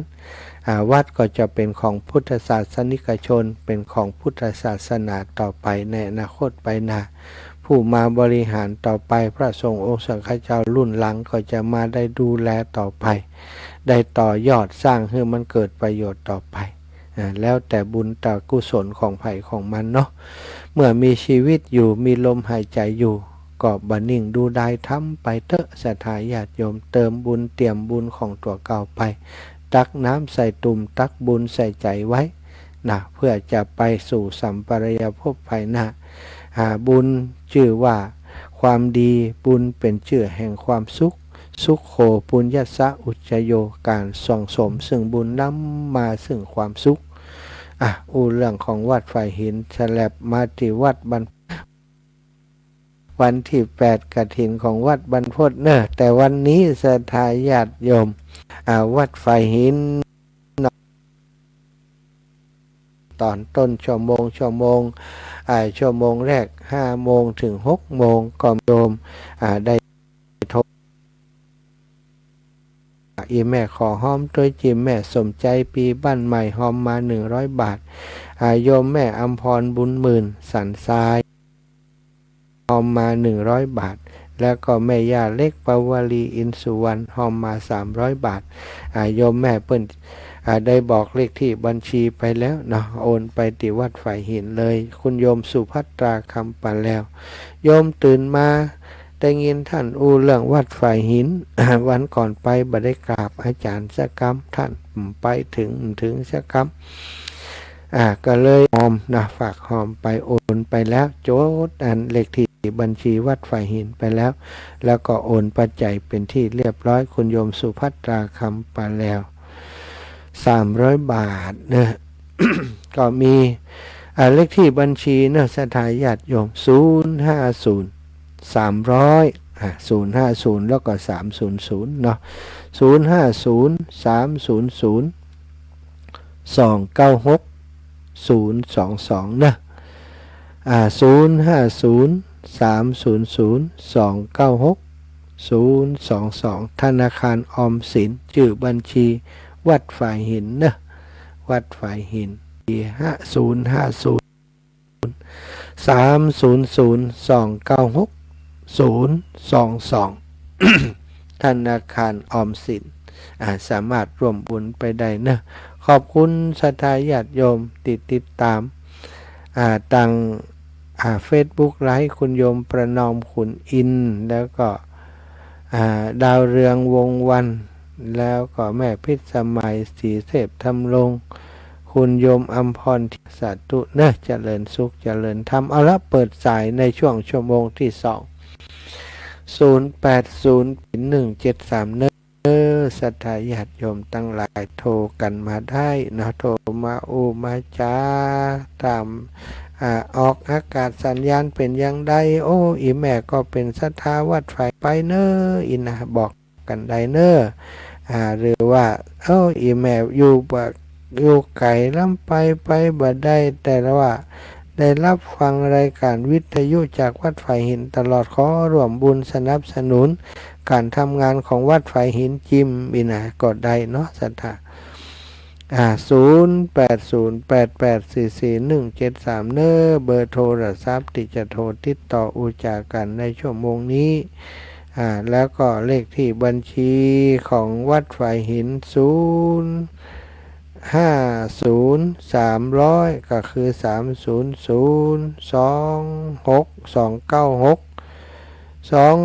26296 แล้วก็022ซะท่ะ050 300 296 022เป็นเบอร์ของเป็นเลขที่บัญชีธนาคารของวัดฝ่ายหินนะวันนี้เพิ่นจะมีการทอดกฐินโดยมหาวิทยาลัยเชียงใหม่และนิสิตนักศึกษาของมหาลัยจะไปร่วมกันทอดกฐินกันเป็นที่ม่วนนันจันเล่าเนาะศรัทธาญาติโยมที่อยู่ใกล้ก็ไปร่วมกันเนอะ ที่อยู่ไกลสุดวิสัยไปบ่ได้ก็อย่างที่อาตมาบอกสามารถโอนปัจจัยให้หอมไปได้ในเลขที่บัญชี050 300แล้วก็296022นะมีหลายคนเปิ่นได้หอมฝากมาเนอะที่บ่เกี่ยวกับเรื่องการหอมนี่ก็ได้เนาะจะจะจากันทักทายกันก็เรียนเชิญเจริญพรได้เลย0808844173หลายคนได้ยินว่าถ้าโทรไปต้องหอม อาจจะคิดว่าโทรไปหาท่านอาจารย์จะต้องหอมบัดเสมอไปหรอกศรัทธาญาติโยมโทรมามาจาได้สนทนากันเรื่องใดก็ได้เนาะแจ้งคนการรับนี้ชัดเจนดีหรือว่าบดีอย่างใดก็บอกกันได้0808844173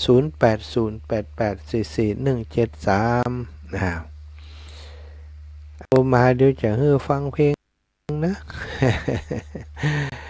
ให้ฟังเพลงดีกากฐินสักน้อยก่อนกันแล้วกันกฐินของวัดไฟหินสปอร์ตวัดไฟหินเนอร์สถา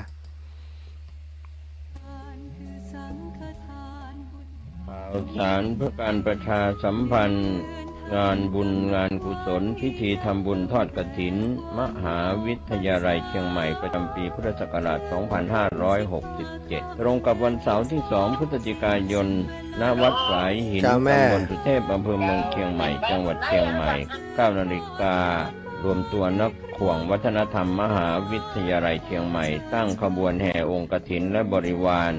ของมหาวิทยาลัยเชียงใหม่ขบวนแห่องค์กฐินและบริวารจากทุกคณะสถาบันสำนักและส่วนงานต่างๆพร้อมกันชมการแสดงของชมรมพื้นบ้านล้านนาสโมสรนักศึกษามหาวิทยาลัยเชียงใหม่ 9 นาฬิกา 39 นาทีเคลื่อนขบวนแห่องค์กฐินและบริวารเข้าสู่วัดฝายหินมหาวิทยาลัยเชียงใหม่อธิการบดีและผู้แทนผู้บริหารถวายผ้าห่มพระพุทธปฏิมาประธานในพิธีจุดธูปเทียนบูชาพระรัตนตรัยถวายตาลปัดใหม่แด่ประธานพระสงฆ์ไหว้พระสมาทานเบญจศีลสุมาครัวตาลและโอกาสเวนตาลตามประเพณีล้านนาประธานในพิธีกล่าวนำคำถวายผ้ากฐินแด่พระสงฆ์น้อมนำผ้าไตรกฐินและผ้าไตรคู่สวดวางบนพานแว่นฟ้าด้านหน้าพระสงฆ์พระสงฆ์อัปโรกกฐินประธานในพิธีถวายผ้าไตรกฐินและรองประธานถวายผ้าไตรคู่สวดและบริวารกฐินโดยนายกสภามหาวิทยาลัยอุปนกรรมการสภามหาวิทยาลัยนายกสมาคมมหาวิทย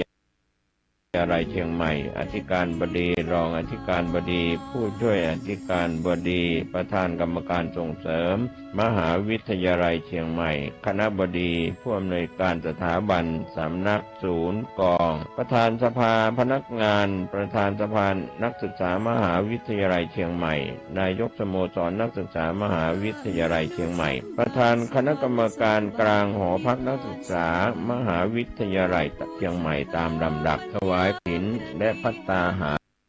รพระสงฆ์อนุโมทนากรวดน้ำรับพรลาพระสงฆ์ประกาศผลรางวัลการประกวดขบวนกฐิน 10:30 นาทีโดยประมาณ7 เดือนชวนผู้ใจบุญใจกุศลชาวมหาวิทยาลัยเชียงใหม่ภายนอกมหาวิทยาลัยเชียงใหม่ร่วมงานทำบุญทอดกฐินของมหาวิทยาลัยเชียงใหม่ตรงกับวันเสาร์ที่ 2 พฤศจิกายน พุทธศักราช 2567 ที่จำพรรษาท่วนไตรมาส ณ วัดฝายหิน ตำบลสุเทพ เชียงใหม่ จังหวัดเชียงใหม่ ได้บุญร่วมบุญอนุโมทนาบุญโดยทั่วหน้ากันศรัทธาญาติโยมนะก็ฟังสปอร์ตวัดไฟหินไปเนอะ ท่านอาจารย์สมัครเนาะอัดสปอร์ตมาตะกี้ช่วงที่ฟังสปอร์ตก็มีญาติโยมโทรมาหลายท่านหลายคนมาแล้วโยมแม่กาญจนาชัยนรินทร์เจ้าแม่กับภาษาเจ้าเจริญพรเจ้าแม่จะร่วมทำบุญวัดอย่างก็วัดหลวงปู่ดอยนั่นแหละที่ กระถิน50เหนือแล้วก็อันยังก็ที่ว่าปีเกิดนะเจ้า ปีเกิดกฐิน เจ้าโจ้ทั้งแม่เด้อเนอะปีเกิด50เหนือ อ้าวแม่ ปีขานเนอะเจ้า กาญจนาขาน เจ้าไคลิน 50กฐิน50เนาะ เจ้าแล้วก็วัดพระครูนั่นน่ะพระครูศิริธรรมวันดี50เหนือ สิริเจ้า จ้า แล้วก็วัดอะไรอย่างนั้นก็ตีตรงโป่งว่าอย่างนั้นน่ะ บ้านทุ่ง ยังปานนะเจ้า บ้านทุ่ง ฮะ บ้านทุ่ง บ้านทุ่งอยู่ได้50เหนือเจ้า เจ้า จะโอนไว้เป็น200เนาะเจ้า จ้าแม่ 3 วัดเจ้า เจ้า เจ้า การดูแลแหม100เป็นการจดให้แหม100เป็น300การจดให้นี่แหม100เป็น300 จะได้เจ้าวัดไว้สาธุ วัดล่ะ บุญรักษาเนื้อสาธุชัยสิทธิธนังลาภังสดถิงพระคายังสุขังพลังสิริอายุจวันโนจะโพคังวุติจะยัสสวาสตาวาสาจะอายุจะชีวสิทธิภวันตุเตอายุวันโนสุขังพลังโยมแม่กาญจนาได้ร่วมบุญเป็นการเทศน์การธรรมวัดหม่อนจอมพอตันทำปีเกิดปีขาน50 บาทกฐินหม่อนจอมพอ50 บาทกฐินพระครูสิริธรรมบัณฑิตวัดเมียงเมืองมูล50 บาทกฐินวัดบรรทุงแห่ม50 บาทก็ขออำนวยใจท่านเจ้าอยู่ดีมีสุขมีอายุมันคนยืนหิปันมาหาปันใดจะเดินทางขึ้นเหนือล่องไตต้องไกลเที่ยวไกลไปไหนให้ได้ปลอดภัยทุกเส้นทางจัตตาโลธรรมาวะทันติอายุวันโนสุขังพระลังสาธุเจ้า สาธุสาธุเจ้าอันนี้เดี๋ยวป่นจะขอให้ปั่นไปก่อนเลย ขอบคุณติดตามตั้ง Facebook ไลฟ์มาเพิ่มแฮมหลายคนเนอะนะมาเพิ่มแฮมหลายคนน้องต้อยวันนี้จะมาก้านะน้องต้อยแล้วก็แม่ยายแป๋มนะจอมจันเจริญพรแม่พิมพ์หนูใจวันใดก็บันตัววันที่10จะเอาแล้วมันได้ยินว่าซาอย่าให้ไปได้กับบ้านตู่เงี้ยวขาเงี้ยวพุ่นกันน่ากับตัวมันโทรมากำวะโอ้ได้ผู้คนบอกโทรแล้วรู้เจ้าโทรวันนั้นแล้วในวันที่10น่ากับโทรมามันโทรมามันวันที่10วันที่10โทรมากับประจำเขาตันแต่มันโทรนะกะกับตันกับโทรกันล้างหาโทรนี่บันใหม่เนาะบันใหม่ปีนี้วันที่10เนาะตันบ่ายก็ตันเจ้าตันบ่ายก็ตันเจ้าตันกี่โมงตอนเจ้าเนาะบันใหม่หัวเสืออีกก็จืดแต่ปุ่นบันใหม่ดอนไฟบันใหม่ดอนไฟติดหนทางหลวงไปอันเมืองแปะเนาะไผจะไปร่วมบุญโดยไปเนอตันตอนเจ้าอยู่บ่ย่างด้วยบ้านใหม่ดอนไฟใหม่ดอนไฟแม่พิมพ์หนูใจสาธุบ้านใหม่ดอนไฟเจริญปอนแม่เพ็ญณลำพูนแตนไผ่จ้ะแตนไผ่สักคนน่ะจัดพิเศษเป็นรายการพิเศษพิเศษเนี่ยรายการของวัดไฟหินอันนี้บิณฑบาตทางใดก็ต่อเอาเข้ามาทรงจำเป็นนะกรรมได้ไปไหนก็จัดรายการพิเศษไก่นี่มันไก่นี่เจ้ามันใจมันถึงมันไก่นี่ยังดอยตีนี่มีใครไปอยู่อ่ะก็ขึ้นรถขับรถเขียงมาดอยตีก็ขึ้นรถมากะเอาวันที่7ดีกว่า7มานอนเนี่ยใครมาเจ้าน่ะจะได้มาเที่ยวน่ะมานอนได้เอานะได้เจ้ามาถึงเจ้าเลยจะได้จ่อยเพียวจ่อยพัดกว่าท่านนั้นนี่เนอะเจ้าสาธุแม่เจ้านมัสการเจ้าจะเลื่อนปอนเจ้าแม่เพ็ญณลำปูนเป็นญาติเป็นพี่เป็นน้องกันไปละเนาะได้รวมบุญรวมกุศลด้วยกันมาแม่ทองเครือชัยคันธา ม่ทองเครือชัยคันธาพร้อมกับครอบครัวนี่โอ้ติดตามตลอดอีแม่นี่ช่วงใดเวลาใดก็ฟังหมดนะแล้วก็ได้ให้กำลังใจเรื่องนู่นเรื่องนี้นะจะให้กำลังใจตลอดคุณธีรพงษ์จรธนาอันนี้หลังส่งผู้ภาพมาแม่ทองเครือชัยคันธาสาธุพระอาจารย์แม่ฟังอยู่เจ้าเป็นกำลังใจให้เจ้าขออนุโมทนาทุกบุญกับพระอาจารย์เจ้านะสาธุอีแม่ได้ไปเลยเนอะ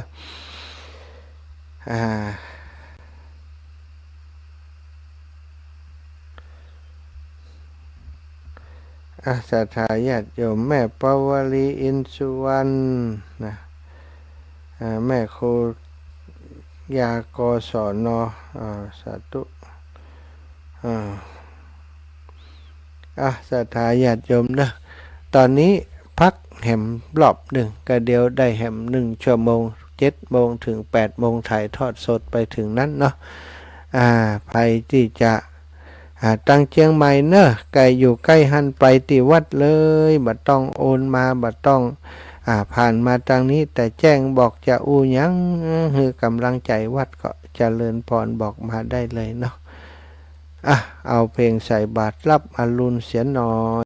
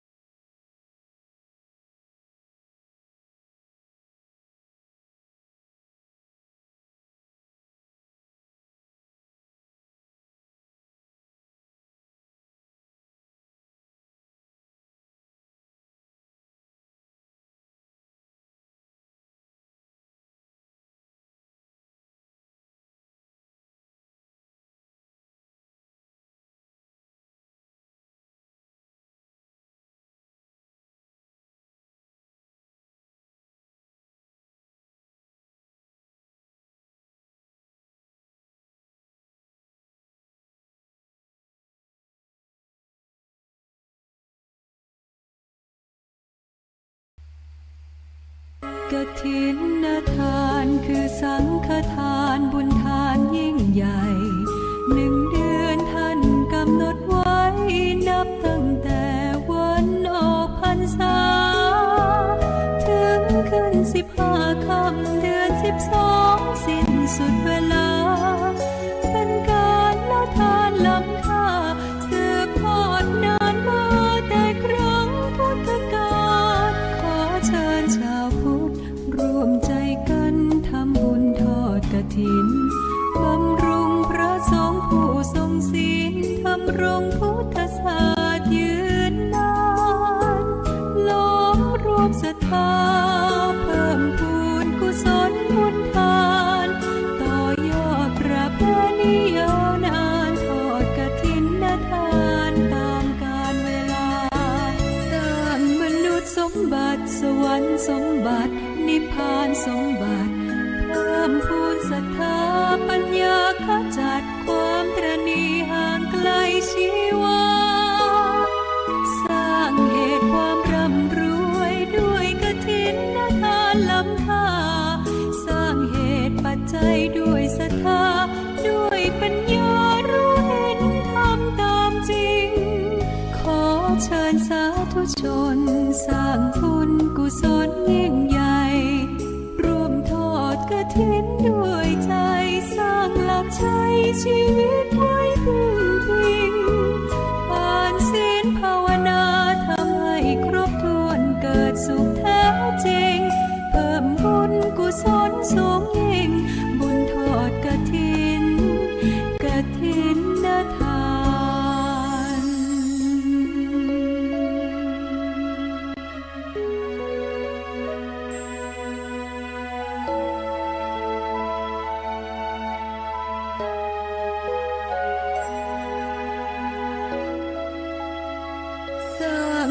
น สมบัติสวรรค์สมบัตินิพพานสมบัติเพิ่มพูนศรัทธาปัญญาขจัดความตระหนี่ห่างไกลชีวาสร้างเหตุความร่ำรวยด้วยกฐินทานล้ำค่าสร้างเหตุปัจจัยด้วยศรัทธาด้วยปัญญารู้เห็นทำตามจริงขอเชิญสาธุชนสร้างบุญกุศลยิ่งใหญ่ร่วมทอดกฐินด้วยใจสร้างหลักชัยชีวิตไว้พึ่งพิงทานศีลภาวนาทำให้ครบถ้วนเกิดสุขแท้จริงเพิ่มบุญกุศลสูงยิ่งบุญทอดกฐิน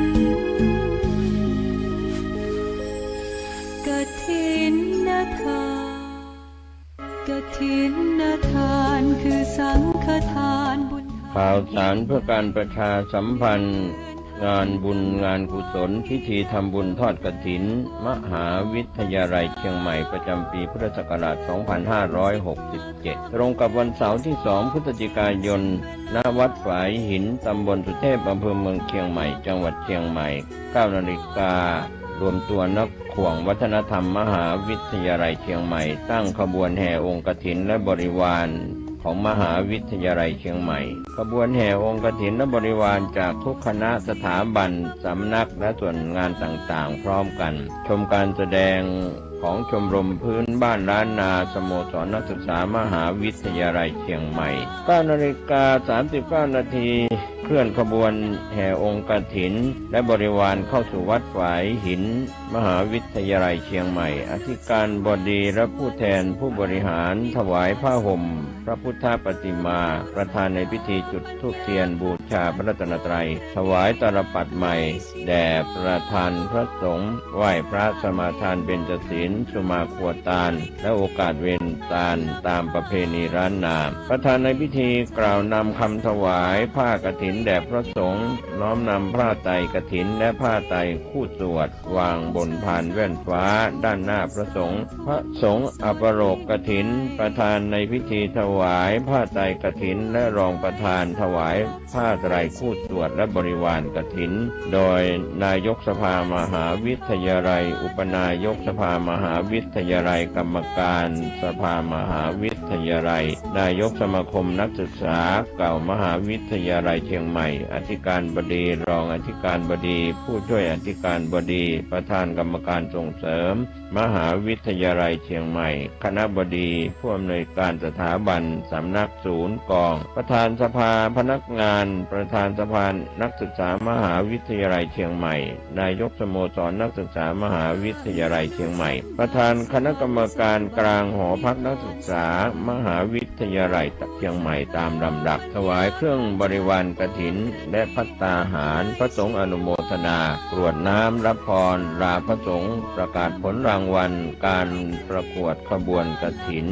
10:30 นาทีโดยประมาณเสร็จพิธีขอเชิญชวนผู้ใจบุญใจกุศลชาวมหาวิทยาลัยเชียงใหม่ภายนอกมหาวิทยาลัยเชียงใหม่ร่วมงานทำบุญทอดกฐินของมหาวิทยาลัยเชียงใหม่ตรงกับวันเสาร์ที่ 2 พฤศจิกายน พุทธศักราช 2567 กับพระสงฆ์ที่จำพรรษาท่วนไตรมาสณวัดฝายหินตำบลสุเทพอำเภอเมืองเชียงใหม่จังหวัดเชียงใหม่ได้บุญร่วมบุญอนุโมทนาบุญโดยทั่วหน้ากัน กฐินทาน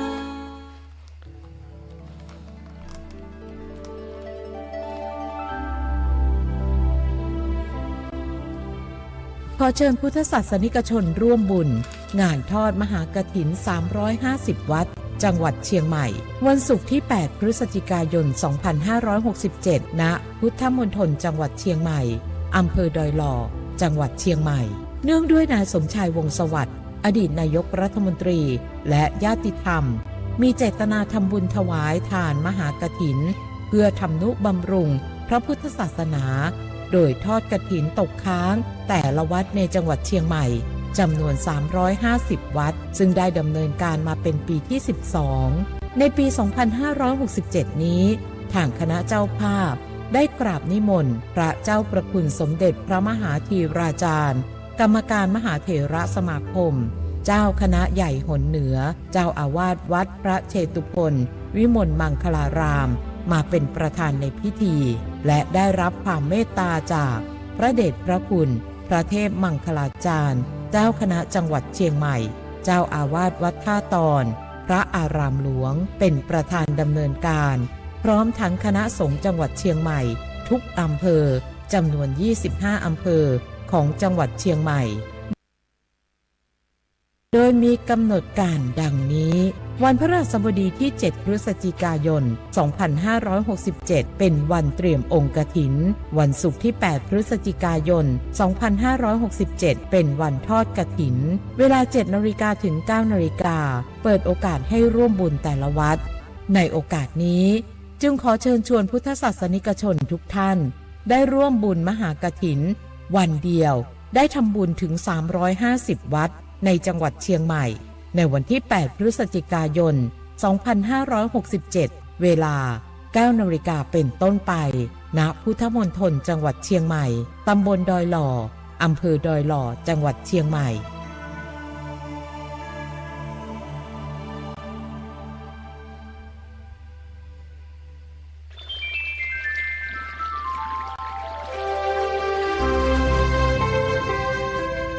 สุโขปุญญสะอุจโย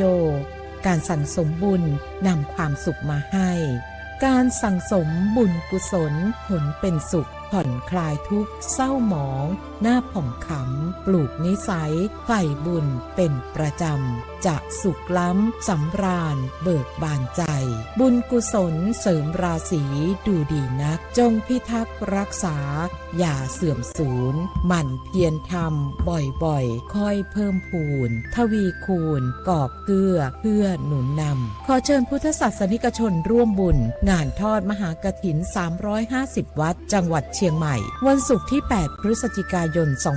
2567 ณ พุทธมณฑลจังหวัดเชียงใหม่อำเภอดอยหล่อ จังหวัดเชียงใหม่ เนื่องด้วยนายสมชายวงศ์สวัสดิ์อดีตนายกรัฐมนตรีและญาติธรรมมีเจตนาทำบุญถวายทานมหากฐินเพื่อทำนุบำรุงพระพุทธศาสนาโดยทอดกฐินตกค้างแต่ละวัดในจังหวัดเชียงใหม่จำนวน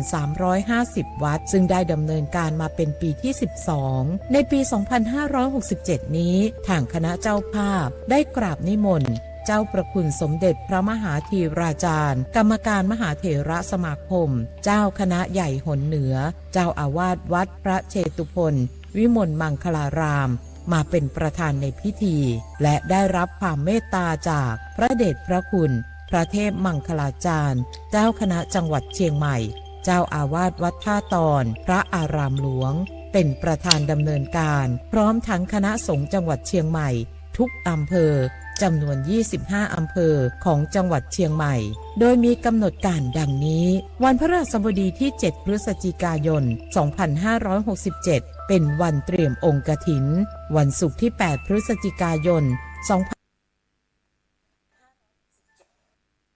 เป็นวันทอดกฐินเวลา 7 นาฬิกาถึง 9 นาฬิกาเปิด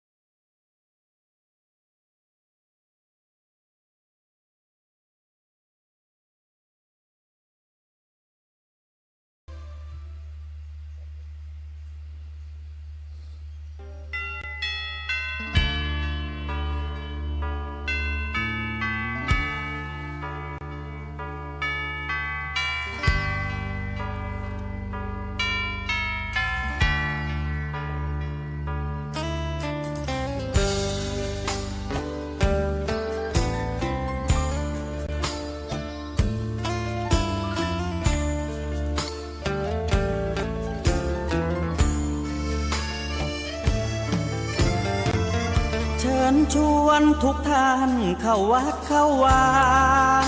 ฟังธรรมะจากหลวงตาเสริมชีวาให้สุขสดใส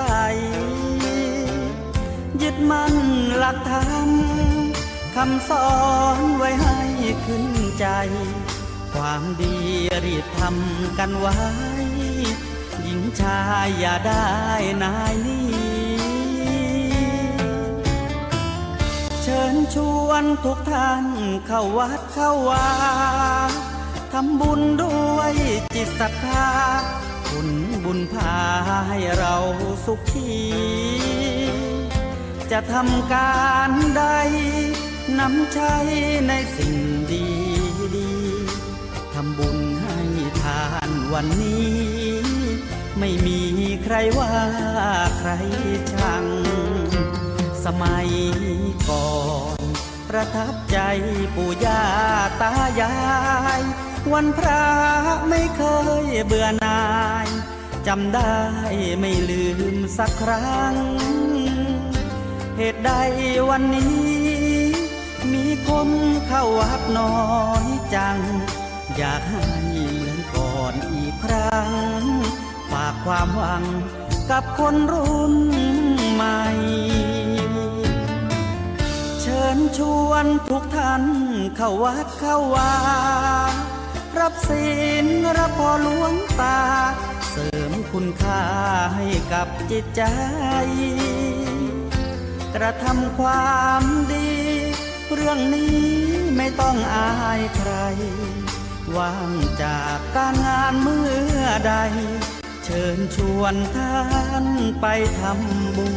ญ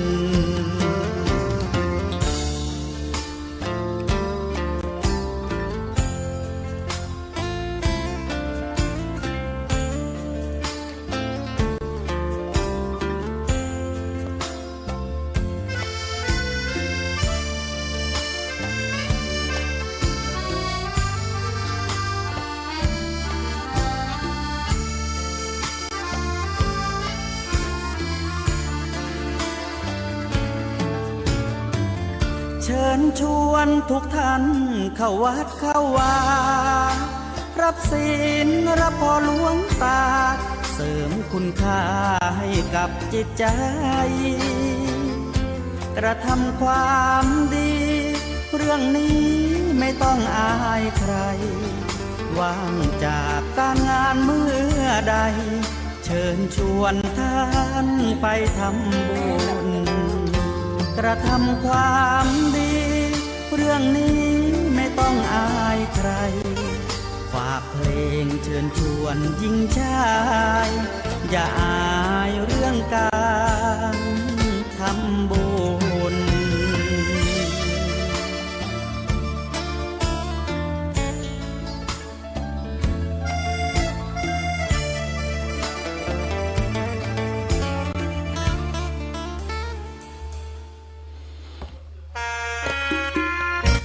ศรัทธาสาธุชนทั้งหลาย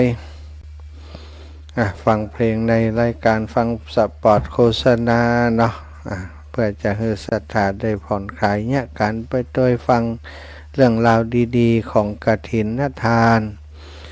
ซึ่งมีในช่วงนี้เนาะเพื่อจะประกาศประชาสัมพันธ์ให้ครูบาอาจารย์ที่เพิ่นบ่มีโอกาสได้ประชาสัมพันธ์แจ้งข่าวสารงานบุญนี้ให้กับศรัทธาญาติโยมทั้งหลายได้รับทราบก็ขอเป็นสื่อกลางเป็นสะพานบุญให้กับศรัทธาญาติโยมแทนครูบาอาจารย์เนาะมีกฐินช่วงนี้มีกฐินอยู่หลายที่หลายแห่งเนาะศรัทธาญาติโยมที่ได้ประกาศไปแล้วก็มีที่บ่ได้ประกาศฮู้ก็มีเนาะครูบาอาจารย์บางรูปบางองค์เพิ่นเป็นเจ้าของรายการเพิ่นจัดรายการเองอันนั้นก็ฮื้อเพิ่นประกาศเองแต่ว่าบางรูปบางองค์เพิ่นบ่ได้เป็นเจ้าของรายการก็จำเป็นทำหน้าที่ได้เป็นกระบอกเสียงฮื้อกับเปิ้นเนาะอย่างติตะกี้โยมแม่เปิ้นได้โทรมาวัดบันใหม่ดอนไฟท่านอาจารย์เซเว่นแล้วก็คณะศรัทธาญาติโยมติบันใหม่ดอนไฟก็จะมีกฐินในวันที่10วันที่10มีหลายตีเนอะศรัทธาวัดบิ่งเมืองมูลวัดอันศรีภูมิมาของหลวงป่อท่านพระครูอุดมศิริทัตน์นะตุอุย หลวงปู่พระครูปฏิภาณธรรมทินห้องตุอุยนะอันวันที่10นะศรัทธาญาติโยมไปจะห้องโดยหลวงปู่ก็ได้นะตุอุยนะตุอุยท่านพระครูอุดมศิริทัตน์วันที่10ที่จะถึงนี้อาตมาก็ได้ไปช่วยหลวงป่อและเพราะวันที่10นี่จะอยู่บนดอยขุนแปะปุณศรัทธาญาติโยมรายการของอาตมาวันที่8นี้จะอยู่ที่วัดบรรพตสถิตเสร็จกฐินเรียบร้อยแล้วนะก็คณะศรัทธากลับแล้วกันนะตอนค่ำตอนแรงก็จะเดินทางไปที่วัดปากตังเจริญอำเภอดอยหล่อจังหวัดเชียงใหม่ไปนอนที่ปุ่น1 คืนเพราะว่าตอนเจ้าวัดปากตังเจริญมีกฐินนะจะได้ไปช่วยครูบาอาจารย์ช่วยงานเล็กๆน้อยๆไป ช่วยครูบาอาจารย์เอาเครื่องเอาคอมพิวเตอร์ไปตั้งเพื่อจะถ่ายทอดทางวัดฝ่ายหินจะมาเชื่อมสัญญาณครับอาตมาก็จะไปถ่ายทอดให้เพื่อนเนาะส่วนวันที่8วันที่วันที่9แล้วนี่วันที่9วัดปากตางเจริญเสร็จจากวัดปากตางเจริญก็จะขึ้นไปที่พุทธศรีคีรีหรือว่าขุนแปะของท่านอาจารย์วรรณชัยชยานันโทท่านอาจารย์ได้นิมนต์ไว้บอกว่าบ่ได้นะไปบ่ได้จะไปให้มันตรงกับผมนะอาจารย์จัดกฐินไปให้ตรงกันนะก็บ่ได้ตรงกับท่านอาจารย์ความจริงนี้ของท่านอาจารย์ไปตรงกับวัดติครูบาอาจารย์หลายรูปหลายองค์เนาะแต่อาตมาภาพก็ได้ตัดสินใจแล้วว่าจะไปช่วยอาจารย์ทุกปีจนกว่าเปิ้นจะแล้วเสร็จเจดีย์เปิ้นนะ เจดีย์พุทธศรีคีรีที่ดอยขุนแปะอำเภอจอมทองจังหวัดเชียงใหม่อาตมาภาพไปร่วมงานกฐินร่วมงานบุญกับท่านอาจารย์เปิ้นโดยตลอดท่านอาจารย์ก็เป็นตนเมตตาอยู่ทำงานอยู่กับพี่น้องทางบนดอยพี่น้องชาวเขาหลายๆเผ่าท่านอาจารย์เป็นที่พึ่งฮือกับเปิ้นนะเป็นปปากยอติเตศทำได้ดีมากๆศรัทธาญาติโยมท่านอาจารย์ก็เมตตาต่อตนตัวอาตมาโดยตลอดมีงานที่วัดทุ่งโป่งถ้าเปิ้นบัดติดอย่างแล้วเปิ้นต้องไปทุกครั้งนี่ก็คือใจถึงใจเนาะเปิ้นใจมาเฮาก็ใจไปคนเฮามันอยู่ที่ใจถ้าใจมันบ่ถึงกันแล้วตัวอยู่ด้วยกันติดกันหันมันก็บ่ฮักกันมันก็บ่ถึงกันซะแต่ถ้าใจมันถึงใจแล้วใกล้ๆบ่สำคัญนะมันจะไปหากันจนได้นะท่านอาจารย์วรรณชัยชยานันโทวันที่10วันที่10เหมือนกันนะวันที่10นี่วัดศรีภูมิมาวัดใหม่ดอนไฟวัดท่านอาจารย์วรรณชัยชยานันโทเนาะเท่าที่ฮู้มาวัดอื่นก็คงจะมีหลายวัดอยู่จากนั้นก็วันที่12นี่อาตมาภาพโดยตรงนะรับเป็นเจ้าภาพเพื่อเปิ่นตีบ้านแม่ไทยอำเภอแม่ทะจังหวัดลำปางเป็นวัดที่เปิ่นบ่มีกฐินก็ได้ประวารณาแจ้งเปิ่นว่าจะไปทอดเนอะที่วัดแม่ไทยในวันที่12ทอดตอนเจ้าสถาประมาณสัก11 โมงเนาะเสร็จพิธีก็ฉันเพลแล้วก็จบละนะบ่มีอย่างนักไปจะเอาหงตาลไปก็ไปเนอะเอาหงตาลไปร่วมกันนะร่วมกันเล็กๆน้อยๆก็ช่วยกันไปพี่น้องชาวบ้านบ่ต้องเตรียมอย่างนักเนอะพี่น้องแม่ไทยข้าวหนมเส้นก็พอละ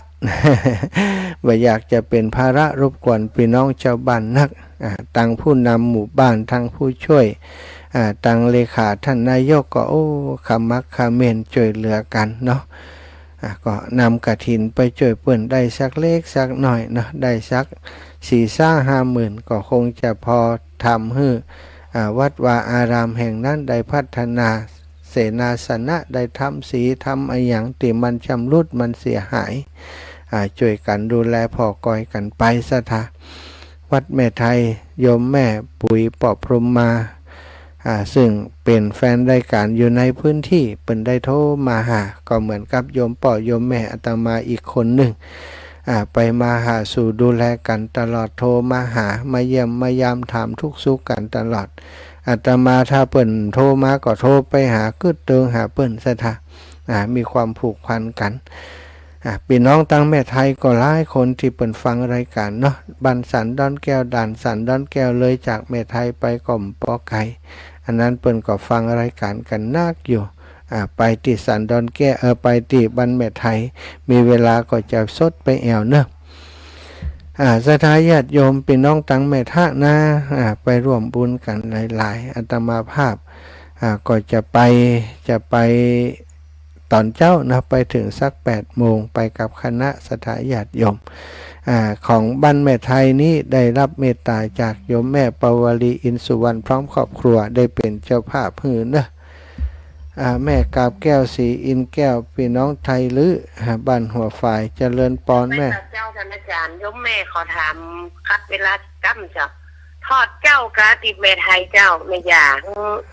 เจ้าโยมแม่เอารถสีล้อไปหาที่บ้านลองนะเจ้าทอดเจ้าแม่สัก11 โมงแม่อัน8 โมงล่อหมุนไปฮับบ้านลองตันอยู่นะเจ้าแม่อย่าแบบไปขวายเนยน้องนะเจ้าวันนี้แม่ก็จะไปวัดหนองหัวงอกนี่เจ้าไปทอดกฐินนิล่ามันจะมาเดี๋ยวคุณแปะวันที่8ก็หอมไปนะเจ้าได้แม่เจ้าแล้วก็วันที่10ตรงกับบ้านแม่แก้วกัดโป่งนะเจ้าแก้วสิงแก้วนะเจ้าโอ้บ้านนั้นกัดโป่งก็10เนาะวันนี้ที่ไหนก็วันนี้วันไปเล่นดนตรีนั่นวันนี้วันที่2นี่ไหนก็บ้านหนองหัวงอกวันที่2วันนี้แม่จะไปหนองหัวงอกร้อยล่าลูกเชียงใหม่มาก่อนเจ้าจ้าเป็นตอดบายบอกอีลามาเอาของดีเจมอีลาจะกลับก็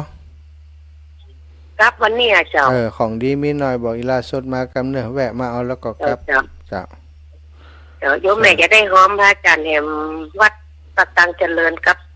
ของอาจารย์วรรณชัยเอาฝากไว้ก็ได้มันต้องเป็นรายย่อยเอาฝากไว้10,000ก็ได้เขาจะจัดเอาฝากไว้10,000แหละหมดแล้วเงิน10,000จัดวัดตู้เลยอาจจะไปวัดถูกหวยสักกำกันออกบ้านไปวัดถูกหวยกำกันแต่ว่ามันซื้อนู่นเลยที่บ้านซีนู่นมันซื้อยังซื้อแล้วจบข่าวเนาะซื้อมันซื้อแล้วเจ้าพอแล้วเนาะพอแล้วเจ้าสาธุเจ้าแม่เอาบุญรักษาแม่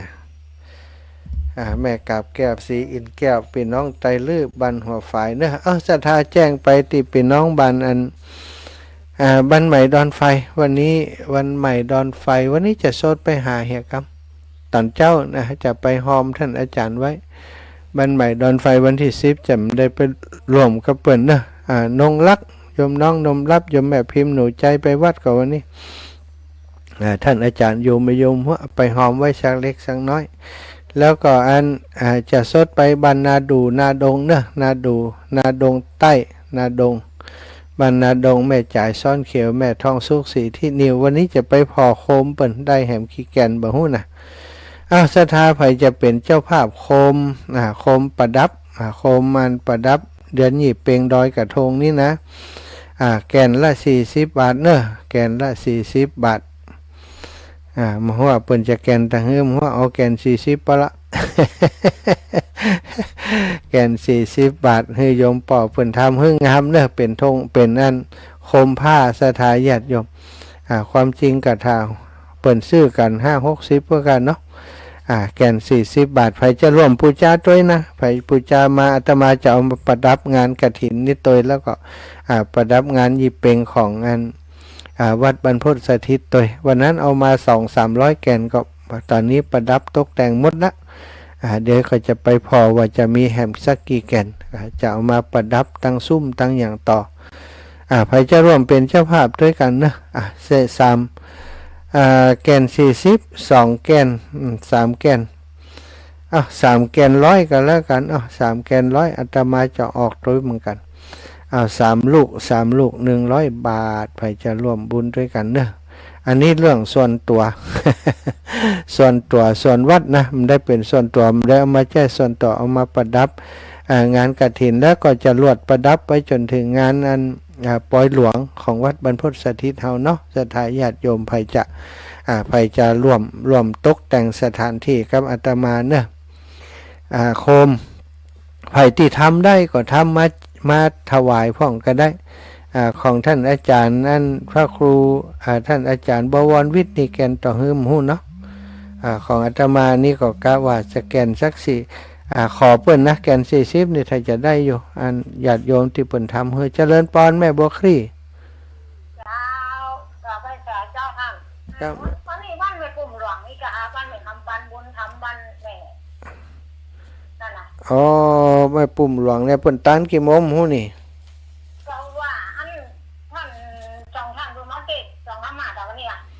เหรอ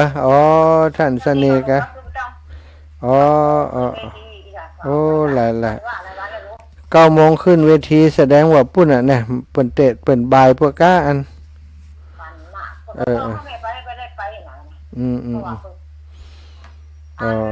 ม่ว่าเลี้ยงจะไปกับกินโป้งเมียเพราะว่าไปกินเนี่ยก็ร่วมกันท่านพระครูไปแล้วแต่ว่าอ๋อเจ้าดีแล้วแม่เจ้าเดี๋ยววันนั้นแม่ไปละงะกับเข้าไปเนี่ยวันนี้บ้านแม่ปุ่มหลวงเนาะเจ้าถ้ามีเวลาจะฉลับไปฉลับไปไม่ใช่ก็ได้หันหน้ากับพ่อแขนเป็นว่าเข้าไปต้มข้างหมาแต่ว่ากับมากะใครก็แม่ยังแม่สายย่าอย่างยังได้แขนหักอ่ะแม่สายเพื่อนว่าหูว่าแล้วเข้าทุกคนจนจะต่อแขนหักเนาะยังบ่ได้ปะเพื่อนนี่ไงอ๋อนึกว่าเพื่อนแขนหักเพื่อนบอกแขนหักย้ำเข้าว่าข้างหมาเข้าต้มข้างหมาแต่ว่ากับมาได้กะเดี๋ยววันหลังก็จะไปแอวหากะเจ้า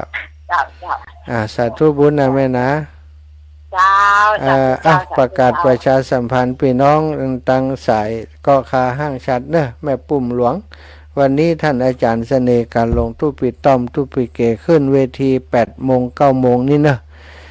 งานกฐินของเปิ้นเหมือนกันเนาะท่านอาจารย์2 รูป 2 องค์นี่ก็ตนเมตตาเนอะศรัทธาไปเตะที่ไหนก็เอากาดตัวปอได้เดินเป็นกาดเดินทางกาดน้ำมันแต่อันเนาะเปิ้นก็มีกฐินของเปิ้นนะทุปิต้อมทุปิเกนี่วันที่อย่างนี้จำมาได้วันที่5ก็ว่าวันที่6บ่ฮู้เนอะส่วนทุปีอันต้อมนี่วัดบันเกี่ยวนี่วันที่9ซะท่ะถ้ามีเวลาถ้าญาติโยมเปิ้นมาเยี่ยมอาตมาบาตรงกันกับเวลาที่จะไปปุ่นก็จะฉลับไปแห่กรรมก็เดี๋ยวนี้จะไปบ้านนาดงใต้บ้านนากวางนาฟานนะไปแอวหาปอนเอกกรรมอันนี้มันจะคนป่วยไปแอวหานะอันนี้จะไปพอเสาะหาไม้ไปพอไม้เพื่อจะเอามาทำโครงสร้างตอนงานปอยหลวงที่จะถึงนี้วันที่26 เดือนธันวาจำเป็นจะต้องไปเอาอุปกรณ์เตรียมอุปกรณ์ที่จะมาทำงานไว้สักเล็กน้อยเนาะก็จะไปหาปอนิกเขาไปถามอีปอว่าไม้ไผ่เปิ้นมีขายที่ไหนตั้งใดพ่องเนาะไปแอวหาปอสีแม่เมยถ้าตันก็จะสดไปหาอีปอขอโดยปอสีแม่เมยบ้านนาบงก็จะขนมาไปเอาปุ้นถ้าจะง่ายกว่าสะดวกกว่าไปตัดเอาแต่แล้วมันงามซะได้ ไปตัดเอาแถวใกล้ๆนี่ไม่งามทางปุ้นนี่ไม่งามจะเอาไม้หวกไม้ไม้อย่างก็ไม้ไผ่ไม่สร้างมนนะไม้หวกไม่สร้างมนไม้โปกอย่างเนี้ยเนาะจะเอามาใช้ในงานอันปอยหลวงที่จะถึงวันที่26 เดือนธันวาก็จะไปแอวหาเนอะไปนาดงไปนากวางนาฟานถ้าจะได้แวะบันอันนี้กำแวะลาดนาตองลาดนาแม่บัวเงินร้านตองลาดนาวันนี้วันหยุดวันเสาร์ถ้าจะขายอยู่ศรัทธาญาติโยมเนาะสำหรับกฐินของวัดฝ่ายหินเนอะวันนี้กฐินวัดฝ่ายหินสักจำลำคำเดียวตังพี่น้องตังมช.ตอนนี้ก็มาเตรียมสถานที่กันละนะตังมช.ตังเจ้าหน้าที่ต่าง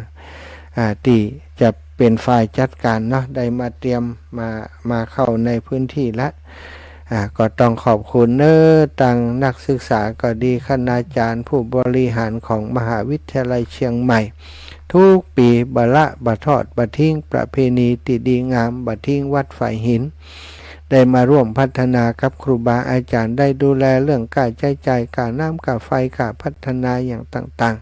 ๆทางมหาลัยเชียงใหม่ซัพพอร์ตดูแลหมดสถาถือว่าเป็นวัดของมหาลัยเชียงใหม่การน้ำการไฟการใช้จ่ายต่างๆนี่ถ้ามีบินมีใบเสร็จมาส่งไปที่มหาลัยเชียงใหม่เปิ้นจะมีฝ่ายจัดการดูแลกฐินแล้วเสร็จเปิ้นจะเข้ากองทุนพัฒนาวัดฝ่ายหินซึ่งทางมหาลัยเชียงใหม่เป็นผู้ดูแล ฮือกับกองทุนนี้ก็สะดวกกับครูบาอาจารย์ปฏิบัติศาสนกิจอยู่กับวัดกับว่ามีฝ่ายบริหารของมหาวิทยาลัยเชียงใหม่คอยดูแลทำงานฮืออยู่เบื้องหลังเนาะวันนี้ละนะศรัทธาญาติโยม 8-9 นาฬิกานี้ก็จะเริ่ม 9 นาฬิกาก็จะเริ่มแห่ขบวนน่าจะแห่มาจากธรรมสถานของมหาลัยเชียงใหม่หรือว่าวัดฝ่ายหินตั้งลุ่มวัดฝ่ายหินเนาะแห่ขบวนกันขึ้นมาตั้งขบวนกันติลานหั่นแล้วก็แห่ขึ้นมาถึงวัดฝ่ายหินแล้วก็ทอดถวายก็พิธีก็เรียบง่ายแต่ได้ประโยชน์บัจจัยกฐินเหล้ากฐินยานะม่วนนั้นสันเหล้าอย่างเดียวแล้วก็อย่างอื่นบ่สนใจบางที่บางแห่งนี่ต้องรู้วันดานิสทาเมากันเอาไปเอามาเจ้าภาพป้อมได้ตานกฐินก็เปิ่นสกรรมก็มีนะนักล้ำไปนะแห้งไปเหี่ยอันนี้ก็บ่แนะนำบ่สนับสนุนเนาะคือทำอย่างนั้นถ้าทำกฐินก็ขอให้เป็นกฐินบุญเป็นกฐินที่มีอานิสงส์มหาศาลจะไปให้มันเป็นกฐินบาปเป็นกฐินที่บ่ได้บุญได้กุศลหยังนี่กฐินบาปยังได้อาจารย์ก็คือกฐินที่เลี้ยง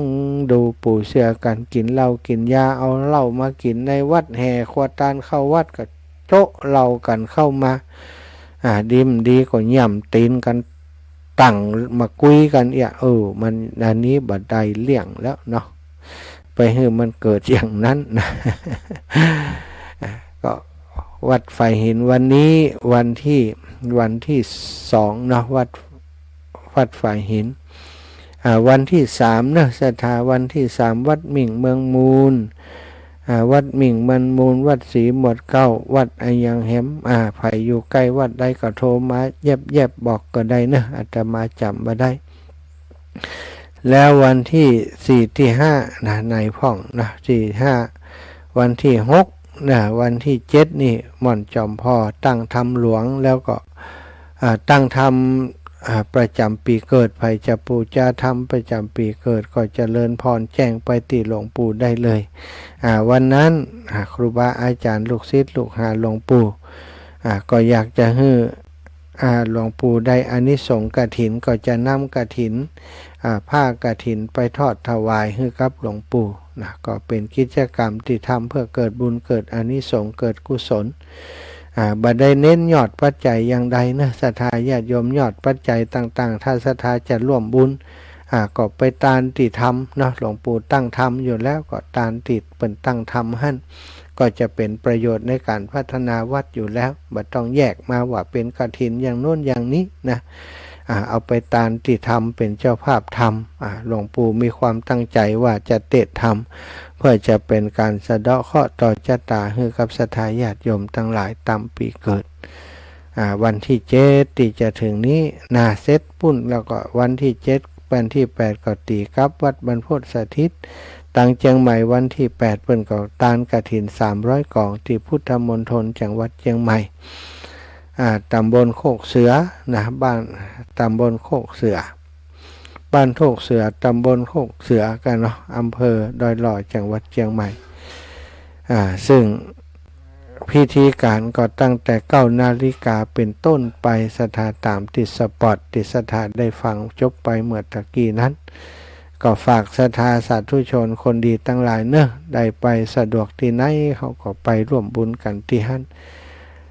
ฟังสปอตของอันวัดฝ่ายหินแฮมสักรอบเนาะศรัทธาญาติโยมกันเดี๋ยวไผจะโทรเข้ามาก็โทรเนอะข่าวสารเพื่อการประชาสัมพันธ์งานบุญงานกุศลพิธีทำบุญทอดกฐินมหาวิทยาลัยเชียงใหม่ประจำปีพุทธศักราช 2567 ตรงกับวันเสาร์ที่ 2 พฤศจิกายน ณ วัดฝายหิน ตำบลสุเทพ อำเภอเมืองเชียงใหม่ จังหวัดเชียงใหม่ 9 นาฬิการวมตัวนักข่วงวัฒนธรรมมหาวิทยาลัยเชียงใหม่ตั้งขบวนแห่องค์กฐินและบริวารของมหาวิทยาลัยเชียงใหม่ขบวนแห่องค์กฐินและบริวารจากทุกคณะสถาบันสำนักและส่วนงานต่างๆพร้อมกันชมการแสดง ของชมรมพื้นบ้านล้านนาสโมสรนักศึกษามหาวิทยาลัยเชียงใหม่ 9:39 นาทีเคลื่อนขบวนแห่องค์กฐินและบริวารเข้าสู่วัดฝายหินมหาวิทยาลัยเชียงใหม่อธิการบดีและผู้แทนผู้บริหารถวายผ้าห่มพระพุทธปฏิมาประธานในพิธีจุดธูปเทียนบูชาพระรัตนตรัยถวายตาลปัตรใหม่แด่ประธานพระสงฆ์ไหว้พระสมาทานเบญจศีลสุมาครัวตาลและโอกาสเวนตาลตามประเพณีล้านนาประธานในพิธีกล่าวนำคำถวายผ้ากฐินแด่พระสงฆ์น้อมนำผ้าไตรกฐินและผ้าไตรคู่สวดวางบนพานแว่นฟ้าด้านหน้าพระสงฆ์พระสงฆ์อัปโรกฐินประธานในพิธีถวายผ้าไตรกฐินและรองประธานถวายผ้าไตรคู่สวดและบริวารกฐินโดยนายกสภามหาวิทยาลัยอุปนายกสภามหาวิทยาลัยกรรมการสภามหาวิทยาลัยนายกสมาคมนักศึกษาเก่ามหาวิทยาลัยเชียงใหม่อธิการบดีรองอธิการบดีผู้ช่วยอธิการบดีประธานกรรมการส่งเสริมมหาวิทยาลัยเชียงใหม่คณบดีผู้อำนวยการสถาบันสำนักศูนย์กองประธานสภาพนักงานประธานสภานักศึกษามหาวิทยาลัยเชียงใหม่นายกสโมสรนักศึกษามหาวิทยาลัยเชียงใหม่ประธานคณะกรรมการกลางหอพักนักศึกษามหาวิทยาลัยเชียงใหม่ตามลำดับถวายเครื่องบริวารกฐินและภัตตาหารพระสงฆ์อนุโมทนากรวดน้ำรับพรลาพระสงฆ์ประกาศผลรางวัลการประกวดขบวนกฐิน 10:30 นาทีโดยประมาณเสร็จพิธีขอเชิญชวนผู้ใจบุญใจกุศลชาวมหาวิทยาลัยเชียงใหม่ภายนอกมหาวิทยาลัยเชียงใหม่ร่วมงานทำบุญทอดกฐินของมหาวิทยาลัยเชียงใหม่ตรงกับวันเสาร์ที่ 2 พฤศจิกายน พุทธศักราช 2567 กับพระสงฆ์ที่จำพรรษาท่วนไตรมาสณวัดฝายหินตำบลสุเทพอำเภอเมืองเชียงใหม่จังหวัดเชียงใหม่ได้บุญร่วมบุญอนุโมทนาบุญโดยทั่วหน้ากันกฐินทาน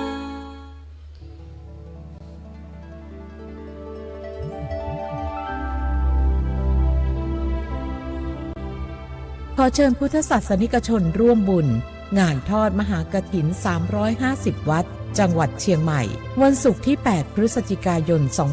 2567 ณ พุทธมณฑลจังหวัดเชียงใหม่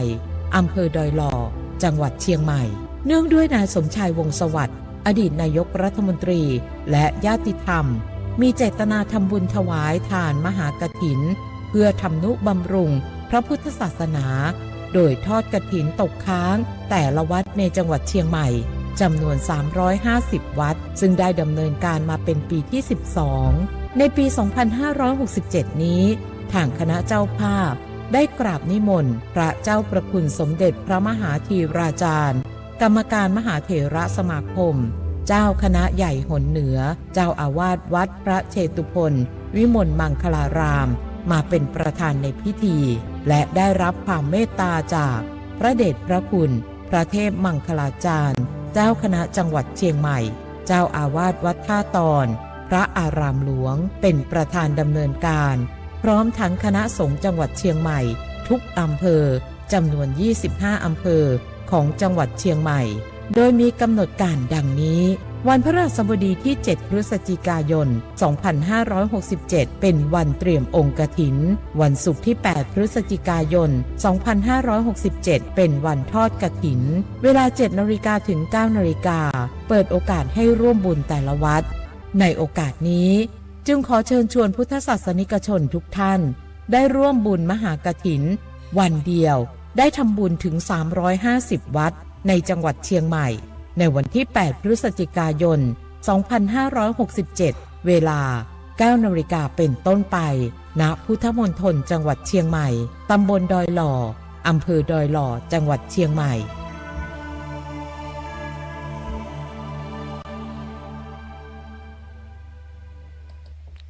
สถาญาติโยมเนาะฟังสปอตไปแล้วจะไปร่วมที่ไหน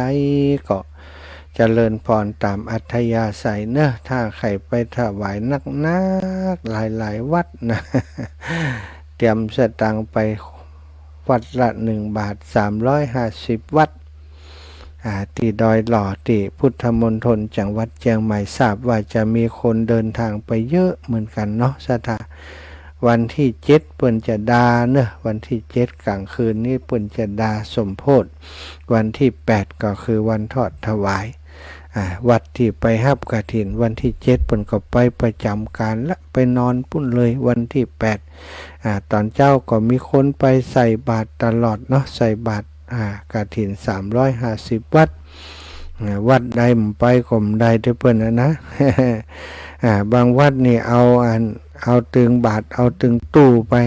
บาท5เปิ้นบอกว่าเอาบาทก็บาทเอาตู้ก็ตู้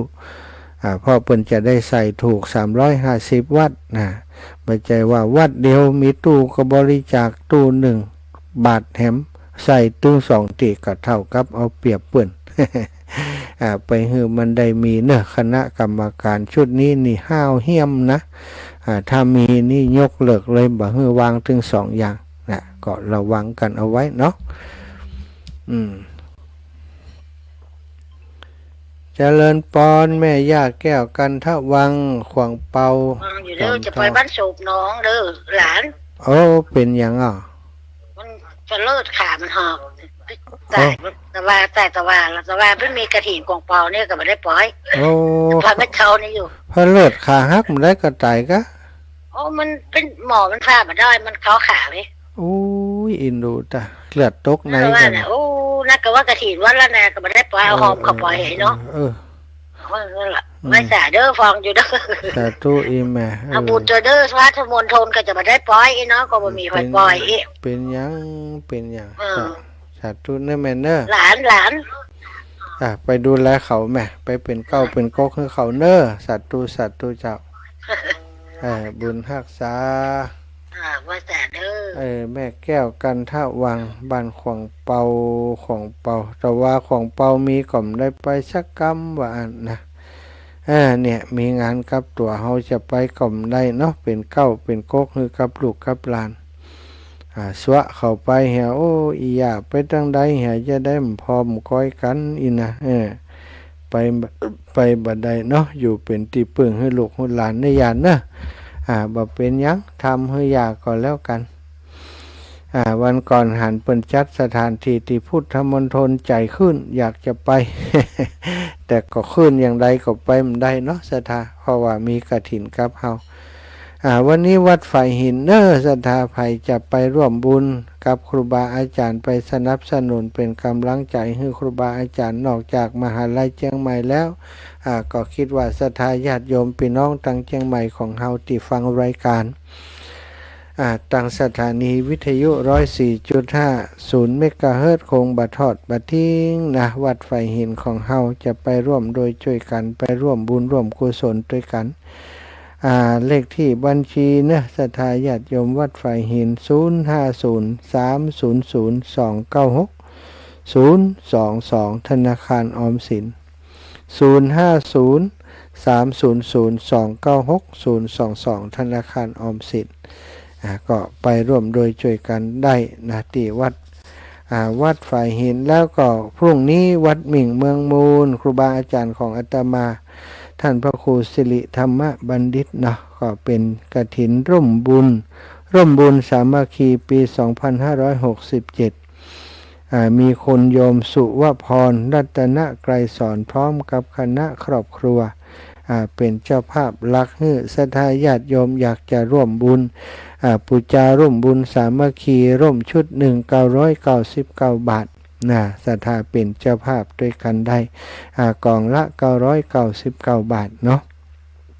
ตีวัดหมิ่งเมืองมูลโทรไปหาท่านอาจารย์ก่อนก็ได้เนอะ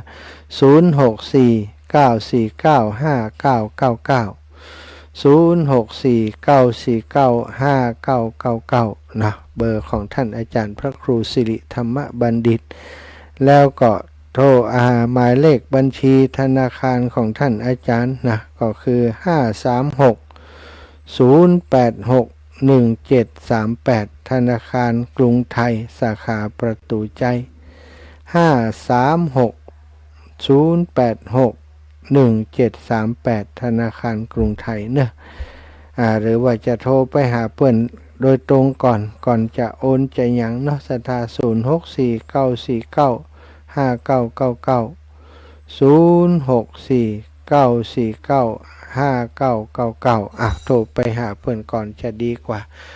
สำหรับวันนี้อาตมาภาพได้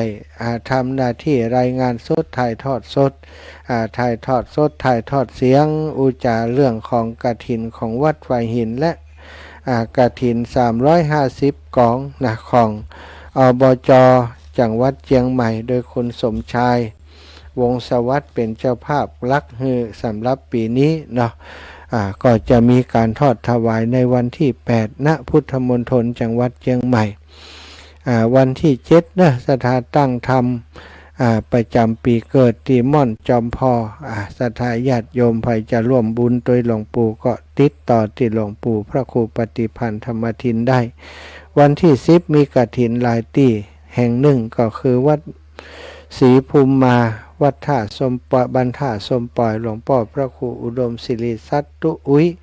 แล้วก็ที่วัดบ้านใหม่ดอนไฟวัดบ้านใหม่ดอนไฟเนาะวันที่10เหมือนกันวันที่10มีหลายที่แล้วก็ที่ม่อนพุทธศรีคีรีขุนแปะจอมตองเชียงใหม่อาตมาจะไปตีนั่นนะสถานวันที่9นี่วัดปากตางเจริญวันที่10ขึ้นไปขุนแปะวันที่11ลงมาวันที่12ก็มีงานที่บ้านแม่ไทยตานกฐินบ้านแม่ไทยตอนเจ้าแล้วก็วันที่12เนาะแม่ไทย14ที่วัดบันทุ่งตำบลแจซ้อนอันนี้ก็เป็นกฐินตกค้างที่อาตมาจะพาญาติโยมไปทอดถวายเพื่อให้เกิดอานิสงส์กับครูบาอาจารย์ที่เป็นอยู่จำพรรษาใครจะเป็นเจ้าภาพโดยอาตมาที่ไหนก็แจ้งมาได้เนอะจะเป็นเจ้าภาพผ้าจะเป็นเจ้าภาพบริวารกฐินต่างๆก็แจ้งมาได้เนาะแล้ววันที่15นะวัดฝาแมวเนอะอำเภอแม่ทะจังหวัดลำปางนั่นก็เป็นกฐินวันสุดท้ายกฐินโจรที่อาตมาภาพได้ไปเป็นเจ้าภาพเพื่อกับพี่น้องบ้านผาแมวก็ขออนุโมทนาบุญขอบคุณครับคนที่มีส่วนร่วมแม่ปาวลีอินสุวรรณจะไปเป็นเจ้าภาพเพื่อที่บ้านแม่ไทยแล้วก็โยมแม่ซอกุลปานีสิบพรางจะไปเป็นเจ้าภาพเพื่อที่วัดผาแมวโยมแม่ไปแอวพอคนเดียวแล้วนะ ไปหันภาพแล้วก็คงจะได้ปลื้มใจประทับใจที่จะได้ไปช่วยที่หันเนาะโยมแม่เปิ่นแสวงบุญหุ่มทำบุญแล้วก็เป็นคนที่จิตใจใฝ่ไปในทางนี้เนาะเป็นเจ้าภาพเพื่อกับวัดต่างๆทุกปีปีนี้พอแจ้งคือเปิ่นก็ฮับโดยดุษฎีก็ขอบคุณโยมแม่ซอกุลปราณีสิบพรางส่วนวัดบ้านทุ่งวันที่14นี้ยังบ่มีเจ้าภาพคำเตือนเนอะใครจะเป็นเจ้าภาพร่วมก็เจริญพรวันที่15นั้นนอกจากโยมแม่เล็กปาวลีแล้วก็ศาลาแดงแล้วก็ศาลาเหมียนคุณโยมรถสุคนนะร่วมเป็นเจ้าภาพด้วยกันอนุโมทนาบุญกับทุกท่านทุกคนติดตามกันมาตั้งแต่เจ้าแล้วนะอยู่เป็นเปื่อนกับศรัทธามา3 ชั่วโมงก็ขอยุติลงคงไว้ต่ออีกก่อนนะตั้งรายการตั้งสถานีก็จะมีถ่ายทอดเสียงจากในพิธีตานกฐินที่วัดไฟหินต่อไปสำหรับอาตมาภาพก็ขอนำรายการจากลาศรัทธาไปด้วยเวลาเพียงเท่านี้ขอความสุขสวัสดีจงมีแก่ศรัทธานาบุญทุกท่านทุกคนเนอะจัตตารโอธรรมาวัฏันติอายุวันโนสุขังพลังนิพพานังปรมังสุขัง